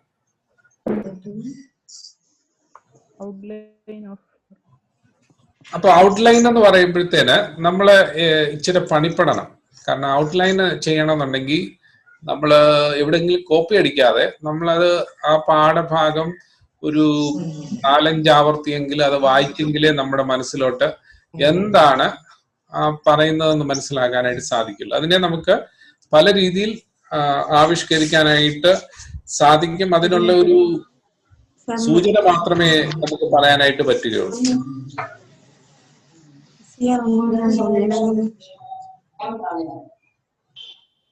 നിങ്ങള് ശ്രദ്ധിക്കുന്നുണ്ടോ? എവിടെ ഒരു സൗണ്ട് വരുന്നുണ്ട്, അതൊന്നും നിങ്ങളൊന്ന് നോക്കണേ. എവിടെയാന്നേ? എവിടുന്നോ ഒരു സൗണ്ട് ഉണ്ട്. എനിക്കിവിടെ കാണാം, പക്ഷെ ഇപ്പൊന്നും കാണുന്നില്ല. ഓക്കെ, ഇനി നമുക്ക് ഔട്ട്ലൈൻ എന്ന് പറഞ്ഞാൽ ഞാനിപ്പോ നിങ്ങൾക്ക് 1, 2, 3, 4, 5 എന്ന് പറഞ്ഞിട്ട് ഞാൻ പറയുന്നില്ല. പക്ഷെ ഔട്ട്ലൈൻ ആയിട്ട് പ്രധാനമായിട്ട് ഉണ്ടാവേണ്ടതായിട്ടുള്ള ചില കാര്യങ്ങൾ, മറന്നു പോകരുതാത്ത, വിട്ടുകളയരുതാത്ത ചില കാര്യങ്ങൾ പറയാം. ഒന്ന്, എക്സ്പ്ലനേഷൻ ഓഫ് ദ ടെക്സ്റ്റ്. നമ്മൾ വായിച്ച ഭാഗങ്ങളോ വാക്യങ്ങളുടെയോ ഒരു വിശദീകരണം നമ്മൾ പറയണം. How do we explain the text? എന്താണ് ആ ടെക്സ്റ്റ് എന്നുള്ളതിനെ കുറിച്ച് നമ്മൾ വിശദീകരിക്കണം. ചിലപ്പോൾ ആ പറയുന്ന ടെക്സ്റ്റിന്റെ കഥ തന്നെ ഒന്നുകൂടെ നമ്മൾ പറയുന്നത് പ്രയോജനകരമായിരിക്കും. ഒന്നുകൂടെ നമ്മുടേതായിട്ടുള്ള രീതിയിൽ ഒന്ന് പറയുന്നത് ഉപകാരപ്രദമായിരിക്കും. അതൊന്ന്. പിന്നെ സ്റ്റെപ്സ് ഇൻ ഡൂയിങ് എക്സെജസിസ്, അതിനെ ഒന്നുകൂടെ ഒന്ന് വിശദീകരിക്കുന്നതായ ഒരു ഭാഗം. ഞാൻ മുമ്പേ പറഞ്ഞ കാര്യങ്ങളൊക്കെ അതിനകത്ത് വരും. എങ്ങനെയാണ് എക്സെജസിസ് ചെയ്യുന്നതെന്ന് ചോദിച്ചാൽ, ഒന്ന്, ലിറ്റററി കോണ്ടെക്സ്റ്റ്. നമ്മൾ പഠിച്ചു കഴിഞ്ഞ കാര്യങ്ങളാണ്, ഒന്നുകൂടെ പ്രാവർത്തികമായ രീതിയിൽ എങ്ങനെ ഉപയോഗിക്കുക എന്നുള്ളതാണ്. Steps in doing exegesis. ഒന്ന്, ലിറ്റററി കോണ്ടെക്സ്റ്റ്. അപ്പൊ അതിന്റെ വ്യാകരണവും അതിന്റെ ഭാഷപരമായിട്ടുള്ള കാര്യങ്ങളെ കോർത്തിണക്കി എന്തൊക്കെയാണ് പറയാനായിട്ടുള്ളത് അത് പറയണം. 2, ഹിസ്റ്റോറിക്കൽ കോണ്ടെക്സ്റ്റ്. അതിന്റെ ചരിത്രപരമായിട്ടുള്ള പശ്ചാത്തലത്തെ പറയണം. 3, തിയോളജിക്കൽ കോണ്ടെക്സ്റ്റ്. അപ്പൊ തിയോളജിക്കൽ കോണ്ടെക്സ്റ്റ് ആണ് ഏറ്റവും പ്രധാനം. ദൈവശാസ്ത്രപരമായിട്ട്, അല്ലെങ്കിൽ അതിനകത്തുനിന്ന് ദൈവത്തിന്റെ അല്ലെങ്കിൽ ദൈവത്തിന് പറയാനായിട്ടുള്ള, അല്ലെങ്കിൽ ദൈവത്തിന്റെ ശബ്ദമായിട്ട് ജനം കേൾക്കേണ്ടതായിട്ടുള്ള കാര്യം എന്താണ് എന്നുള്ളതാണ് അതിന്റെ അടുത്തൊരു കാര്യം. അതല്ലെങ്കിൽ ആ എഴുത്തുകാരന്റെ തിയോളജിക്കൽ ഇന്റൻഷൻ എന്താണ്, ദൈവശാസ്ത്രപരമായിട്ട് ഈ എഴുതുന്ന ആള് ഉദ്ദേശിക്കുന്നത് എന്നുള്ളത് പറയാനായിട്ടുള്ള ഒരു ഭാഗം ഉണ്ടായിരിക്കണം. പിന്നെ യൂസ് ഓഫ് ഇലിസ്ട്രേഷൻ. ഇലിസ്ട്രേഷൻ എന്ന് പറഞ്ഞാൽ മനസ്സിലായോ? കഥകൾ അല്ലെങ്കിൽ ഉദാഹരണങ്ങൾ എത്ര വേണേലും നമുക്ക് പറയാം, അവിടെ ഇവിടെയൊക്കെ പറയാം. പക്ഷെ ഉദാഹരണങ്ങൾ മാത്രമായി പോകരുതെന്ന് മാത്രമേ ഉള്ളൂ. ഉദാഹരണങ്ങൾ ഉപയോഗിക്കാം. Use of illustration. ഇലിസ്ട്രേഷൻ എന്ന് പറഞ്ഞാൽ എന്താണ് ശരിക്കും പറഞ്ഞ? ഇലുസ്ട്രേഷൻ എന്ന് പറഞ്ഞാൽ ഉദ്ദേശിച്ചത്, ഇലൂമിനേഷൻ എന്ന് പറഞ്ഞാൽ നമ്മൾ ഈ എന്താ പറഞ്ഞ ഇരുണ്ട ഒരു അനുഭവത്തിൽ ഒരു പ്രകാശം പരത്തുന്ന അനുഭവത്തിനാണ് ഇലുസ്ട്രേഷൻ എന്ന് പറയാം. അപ്പൊ നമ്മൾ ആ ഉപയോഗിക്കുന്ന കഥയാണെങ്കിലും സംഭവമാണെങ്കിലും ഉദാഹരണമാണെങ്കിലും ആ ഉദ്ദേശം പൂർത്തീകരിക്കണം. അതല്ലെങ്കിൽ അതുകൊണ്ട് യാതൊരു അർത്ഥവും. വെറുതെ കുറെ കഥ പറഞ്ഞിട്ട് കാര്യമില്ല. നമ്മൾ പറയുന്ന ആശയത്തെ ഇലൂം ചെയ്യാനായിട്ട്, അല്ലെങ്കിൽ അതിനെ ഒന്നുകൂടെ വെളിപ്പെടുത്തുവാൻ, ഒന്നുകൂടെ പ്രകാശം പരത്തുവാൻ, അതിനെ ഒന്നുകൂടെ തെളിയിച്ച് കാണിക്കാനായിട്ട് ഉള്ള ഒരു അനുഭവമാണ് യഥാർത്ഥത്തിൽ ഇല്ലുസ്ട്രേഷൻ കൊണ്ട് ഉദ്ദേശിക്കുന്നത്.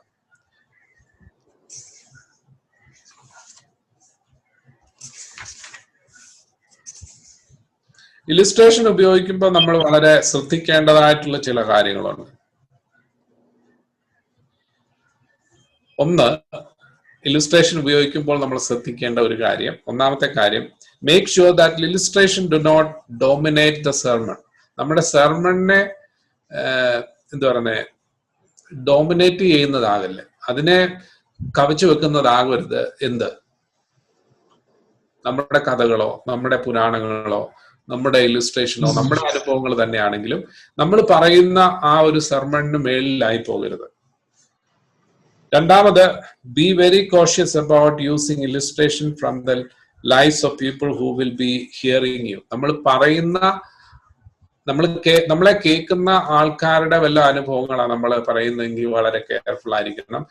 ഒന്നാമത് അതിന് നിയമപരമായിട്ടുള്ള ചില കാര്യങ്ങളുണ്ട്. കാരണം അവരുടെ അനുവാദം മേടിച്ചിട്ട് വേണം അവരുടെ അനുഭവത്തെ നമ്മൾ പറയാൻ. എഴുതുമ്പോഴാണെങ്കിലും പറയുമ്പോഴാണെങ്കിലും വേറൊരാളുടെ അനുഭവത്തെ പലപ്പോഴും നമ്മൾ ഇന്ന് കാണുന്ന ഒരു കാര്യം ആ നിയമങ്ങൾ ഉണ്ടെന്ന് പോലും ആർക്കും അറിയില്ല എന്നാണ് എനിക്ക് തോന്നുന്നത്. ഇപ്പൊ രാഷ്ട്രീയക്കാർ പ്രത്യേകിച്ച് മറ്റുള്ളവരുടെ ഒരു കാര്യം നമ്മൾ പറയാൻ അവരുടെ അനുവാദം വേണം, എങ്കിൽ മാത്രമേ നമുക്ക് പറയാനായിട്ട് ഒക്കത്തുള്ളൂ, എഴുതാൻ ഒക്കത്തുള്ളൂ. ഇതിങ്ങനെയൊക്കെയുള്ള നിയമങ്ങളുണ്ട്. അപ്പോൾ അതൊക്കെ നമ്മൾ ഓർക്കണം. അതേസമയം തന്നെ നമ്മുടെ ഒരു ധാർമ്മികമായ കടപ്പാടും കൂടിയാണ് മറ്റുള്ളവരുടെ അനുവാദം മേടിച്ചിട്ട് വേണം അവരുടെ ഒരു അനുഭവത്തെ എടുത്ത് പറയാനായിട്ട് എന്നുള്ളതും ഓർക്കണം. ഇല്ലുസ്ട്രേഷനകത്ത് പ്രത്യേകം ശ്രദ്ധിക്കുക. നമ്മുടേതാണെങ്കിൽ നമ്മളോട് അനുവാദം ചോദിച്ചാൽ മതി. പക്ഷെ മറ്റുള്ളവരുടെ കാര്യം നമ്മൾ പറയുമ്പോൾ നമ്മൾ അനുവാദം മേടിക്കേണ്ടത് അത്യാവശ്യമാണ്. പിന്നീട്, let your illustration be quoted accurately. നമ്മൾ പറയുന്ന കാര്യങ്ങൾ വളരെ വ്യക്തമായിട്ട് അത് പറയാനായിട്ട് ശ്രമിക്കണം. ഇപ്പം വേറൊരാൾ പറഞ്ഞതാണെങ്കിൽ, വേറെ പറഞ്ഞ ഒരു ശകലമാണെങ്കിൽ ആ ആളിനെ കോട്ട് ചെയ്ത് വേണം പറയാൻ. ഇപ്പൊ ഒരു വ്യക്തി പറഞ്ഞ അദ്ദേഹത്തിന്റെ സ്വന്തം വാചകമാണെങ്കിൽ നമ്മുടെ വാചകമായിട്ട് എടുത്ത് പറയാനായിട്ട് പാടില്ല. അല്ലെങ്കിൽ സിംപ്ലി നമ്മൾ അത് സ്റ്റേറ്റ് ചെയ്യുന്നതും തെറ്റാണ്. ആ ആളിനെ കോട്ട് ചെയ്ത് വേണം നമ്മൾ അതിനെ പറയാനായിട്ട്. പലപ്പോഴും നമുക്ക് ആ ആളിനെ അറിയത്തില്ലെങ്കിൽ മാത്രം വേണമെങ്കിൽ പറയാം, അല്ലെങ്കിൽ ഇങ്ങനെ ഒരു ആള്, അല്ലെങ്കിൽ ഒരു ദൈവശാസ്ത്രജ്ഞനെന്നോ അല്ലെങ്കിൽ ഒരു ദൈവഭക്തനെന്നോ വല്ലതും നമുക്ക് പറയാം. ആളിനെ അറിയത്തില്ല എങ്കിൽ അൺനോൺ ഓദർ എന്ന് വേണമെങ്കിൽ പറയാനായിട്ട് സാധിക്കും. അതുകൊണ്ട് ഇല്ലുസ്ട്രേഷനിൽ ആ കാര്യങ്ങളൊക്കെ നമ്മൾ ശ്രദ്ധിക്കാനായിട്ട് സാധിക്കാം. ഞാൻ ഇനിയും മുമ്പോട്ട് പോട്ടെ. ആ സെർമണിന്റെ അവസാനത്തിന് തൊട്ട് മുമ്പ്, കൺക്ലൂഷന് തൊട്ട് മുമ്പ് നമ്മൾ ഉദ്ദേശിക്കുന്ന, നമ്മൾക്ക് സെർമണിനകത്ത് പ്രധാനമായിട്ട് ഉണ്ടാകേണ്ട ഒരു ഭാഗമാണ് ആപ്ലിക്കേഷൻ. ആപ്ലിക്കേഷൻ എന്ന് പറഞ്ഞാൽ നമ്മള് പറയുന്ന കാര്യവും നമ്മുടെ ഇന്നത്തെ കാലവും അല്ലെങ്കിൽ നമ്മളുടെ ജീവിത സാഹചര്യവുമായിട്ട് കണക്ട് ചെയ്യുന്ന ഒരു ഭാഗം. ആപ്ലിക്കേഷൻ പ്രധാനപ്പെട്ട ഒരു കാര്യമാണ്.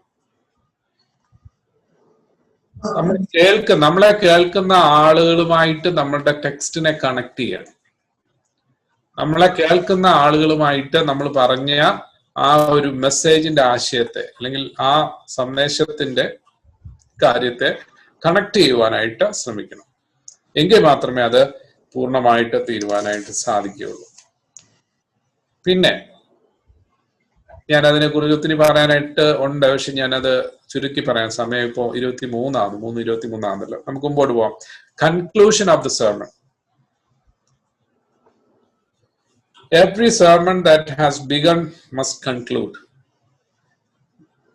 അത് പൂർണ്ണമായിട്ട് അവസാനിപ്പിക്കണം.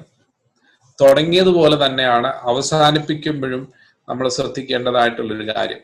ഒന്ന്, അവസാനിപ്പിക്കുമ്പോൾ ഓർക്കേണ്ടത്, ഒന്ന് സമ്മറൈസേഷൻ. നമ്മൾ പറഞ്ഞ കാര്യങ്ങൾ ഒന്ന് സമ്മറൈസ് ചെയ്യുന്നത് നല്ലതായിരിക്കും. ഒന്ന് ചുരുക്കി പറയുന്നത് വളരെ ഉപകാരപ്രദമാണ്. നമ്മൾ പറഞ്ഞ കാര്യങ്ങൾ ഒന്നുകൂടെ ഓർത്തെടുക്കുന്നതിന്, റീഎൻഫോഴ്സ് ചെയ്യുന്നതിന്, റിപ്പീറ്റ് ചെയ്യുന്നതിന് ഒക്കെ അതൊക്കെ നല്ലതായിരിക്കും. രണ്ട്, ഇല്ലുസ്ട്രേഷൻ. ഒന്നുകൂടെ കൺക്ലൂഡ് ചെയ്യുന്ന സമയത്ത് ഒരു ഇല്ലുസ്ട്രേഷൻ പറയുന്നത് ഒത്തിരി അങ്ങ് പറയണമെന്നില്ല. വളരെ ക്യാച്ചിങ് ആയിട്ടൊരു ഇല്ലുസ്ട്രേഷൻ വളരെ ചുരുക്കി പറയുന്നത് തീർച്ചയായിട്ടും കൺക്ലൂഷന് നല്ലതായിരിക്കും. ചില ക്വസ്റ്റ്യങ്ങൾ പറഞ്ഞുകൊണ്ട് വേണമെങ്കിൽ അവസാനിപ്പിക്കാം. ചില ചോദ്യങ്ങൾ ചോദിച്ചുകൊണ്ട് അവസാനിപ്പിക്കാം. പിന്നെ ചില ഉപദേശങ്ങൾ പറഞ്ഞുകൊണ്ട് അവസാനിപ്പിക്കാം. ഇങ്ങനെ ചില കാര്യങ്ങൾ നമ്മൾ ഓർക്കുകയാണെങ്കിൽ ഒരു പ്രസംഗം നന്നായിട്ട് പറയാനായിട്ട് സാധിക്കും.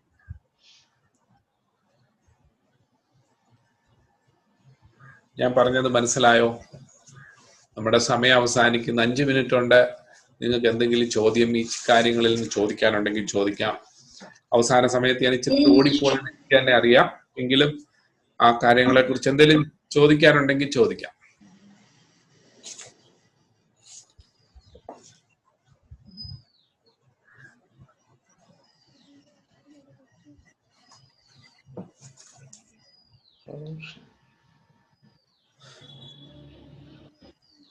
അയ്യോ ഇത് വേണ്ടായിരുന്നോന്ന് തോന്നുന്നുണ്ടോ? പറയണ്ടായിരുന്നു. അയ്യോ ഇത് കേൾക്കണ്ടായിരുന്നോന്ന് തോന്നുന്നുണ്ടോ? നിങ്ങൾക്ക് ഇച്ചിരി ദീർഘമായി പോയോ? ഇല്ല അച്ഛാ. 4 കഴിഞ്ഞ പറഞ്ഞ അച്ഛൻ ഒന്നുകൂടെ ഒന്ന് പറഞ്ഞ.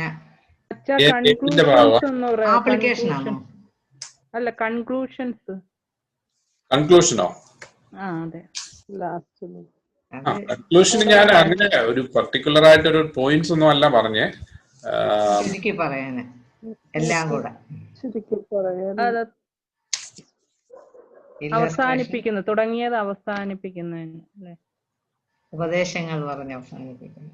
ചോദ്യങ്ങൾ പറഞ്ഞ് അവസാനിപ്പിക്കാം, ഉപദേശങ്ങൾ പറഞ്ഞ് അവസാനിപ്പിക്കാം, പിന്നെ ഒരു ഇല്ലസ്ട്രേഷൻ പറഞ്ഞ് അവസാനിപ്പിക്കും. ഇങ്ങനെയൊക്കെയുള്ള കാര്യങ്ങൾ ഞാൻ പൊതുവായിട്ടൊക്കെ പറഞ്ഞു പോയെന്ന് മാത്രമേ ഉള്ളൂ. കൃത്യമായിട്ട് ഞാനത് ഒരു പോയിന്റ് ബൈ പോയിന്റ് ആയിട്ടല്ല പറഞ്ഞേ.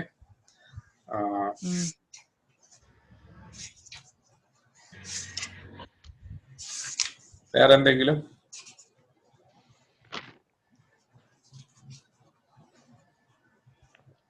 കൺക്ലൂഷനകത്ത് പ്രധാനമായിട്ടും നമ്മൾ സമ്മറൈസ് ചെയ്യാന്നുള്ള ഒരു കാര്യം ഓർക്കുക. നമ്മൾ പറഞ്ഞ കാര്യങ്ങൾ ഒന്നുകൂടെ സമ്മറൈസ് ചെയ്യുക. പോയിന്റ്സ് ഉണ്ടായിരുന്ന പോയിന്റ്സ് ഒന്നുകൂടെ പറയുക. നമ്മൾ പറഞ്ഞ ഇല്ലുസ്ട്രേഷൻ ഒന്നുകൂടെ പറയേണ്ട കാര്യമില്ല, അത് പിന്നെ ബോറായിരിക്കും. അതുകൊണ്ട് അത് വേണ്ട. അതിന് പകരം നമ്മൾ പറഞ്ഞ കാര്യങ്ങള്, മെയിൻ ആയിട്ടുള്ള കാര്യങ്ങൾ ഒന്നുകൂടെ ആവർത്തിച്ച് പറയുന്നത് നല്ലതായിരിക്കും.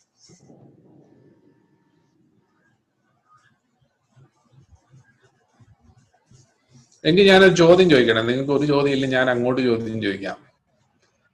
അതായത് ഇൻട്രൊഡക്ഷനിലും കൺക്ലൂഷനിലും നമ്മൾ ചെയ്യരുതാത്ത കാര്യങ്ങൾ എന്തൊക്കെയാ? വലിച്ചു നീട്ടരുത്. Very good. ഓക്കെ.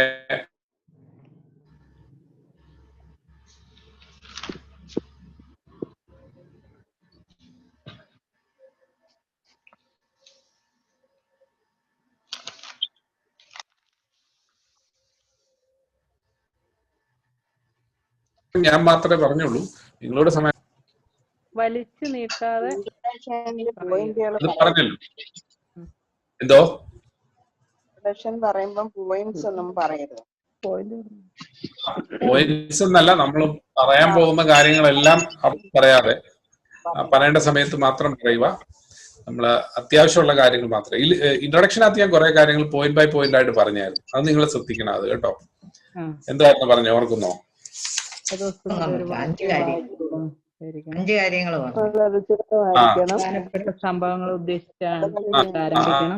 അത് വളരെ വളരെ രസകരമായിരിക്കും. നമ്മുടെ പ്രസംഗം ഇച്ചിരി ഒന്ന് എന്താ പറയുന്നത്, ഒന്നുകൂടെ എൻഹാൻസ് ചെയ്യുന്നതിന് നല്ലതാണ്. ഈ കാര്യങ്ങളൊക്കെ ഓർത്ത് എല്ലാം കൂടെ അറ്റ് എ ടൈം ചെയ്യരുത്. ഈ പറഞ്ഞ 5 കാര്യങ്ങളാ 5 കാര്യങ്ങൾ പറഞ്ഞെങ്കിൽ ശരിയാക്കി ഏറ്റവും ഫ്ലോപ്പ് ആയിരിക്കും. കാരണം അത് 5 കൂടെ കേൾക്കാനുള്ള ഒരു കപ്പാസിറ്റി ഒന്നും കേൾക്കുന്നവർക്ക് കാണത്തില്ല, നമുക്ക് പറഞ്ഞൊപ്പിക്കാനും പറ്റത്തില്ല. കേട്ടോ, ഏതെങ്കിലും ഒരു കാര്യത്തിന് എന്തോ 5ാമത്തെ കാര്യം എന്ന് പറയണോ? എഴുതിയിട്ടില്ല. 5ാമത്തെ കാര്യം എന്ന് പറയുന്നത് നമ്മള് കേട്ട, അല്ലെങ്കിൽ ഏറ്റവും ആനുകാലികമായിട്ട് കേട്ട ഒരു സംഭവമായിട്ട് നമ്മൾ പറയുന്ന ടെക്സ്റ്റ്, നമ്മൾ പറയുന്ന ഭാഗത്തെ കണക്ട് ചെയ്യുക. ഞാൻ അതിന് ഉദാഹരണം പറഞ്ഞ എന്താണ്, യേശു കർത്താവിന്റെ ആ ഒരു ജനന സംബന്ധിച്ചുള്ള വിവരണങ്ങൾ പറയുന്നിടത്ത് പേർവഴി ചാർത്തുന്ന കാര്യത്തെ കുറിച്ച് വന്നപ്പം ഇന്ത്യൻ എന്താ പറഞ്ഞ പൗരത്വത്തെ കുറിച്ചുള്ള ഒരു നിയമം ഉണ്ടായിരുന്നല്ലോ. അപ്പൊ അതുമായിട്ട് കണക്ട് ചെയ്ത് പറയാമായിരുന്നു അന്ന്. ഇന്ന് വലിയ പ്രസക്തി ഇല്ല. ഇന്ന് വേറെ സംഭവങ്ങളൊക്കെ മുമ്പിൽ വന്നു, വേദപുസ്തകമായിട്ട് കണക്ട് ചെയ്യാൻ പറ്റിയ ഒത്തിരി കാര്യങ്ങൾ, സംഭവങ്ങൾ വന്നു. അപ്പൊ അതുമായിട്ട് കണക്ട് ചെയ്ത് പറയാം. കൊറോണയെ കുറിച്ച് എല്ലാം പറയുന്നത്. കൊറോണ കഴിഞ്ഞില്ലേ? കൊറോണയെ കുറിച്ച് പറഞ്ഞ് കൊറോണ പേടിച്ചു പോയി. ഞാനീ കാര്യം പറഞ്ഞൊന്നും പോയില്ല. ഇനിയും പറഞ്ഞ അറിവുകൾ തിരിച്ചു വരും. അതുകൊണ്ട് ഇനിയും പറയണ്ട കൊറോണയെ കുറിച്ച്. പറഞ്ഞ് മനുഷ്യനെ കേട്ട് മടുത്തു അല്ലേ കൊറോണയെ കുറിച്ച്. ഇനി ആ കൊറോണ വന്നതിന്റെ ഉദ്ദേശം നമ്മൾ മനസ്സിലാക്കിയെങ്കിൽ ജീവിച്ചാൽ മതി.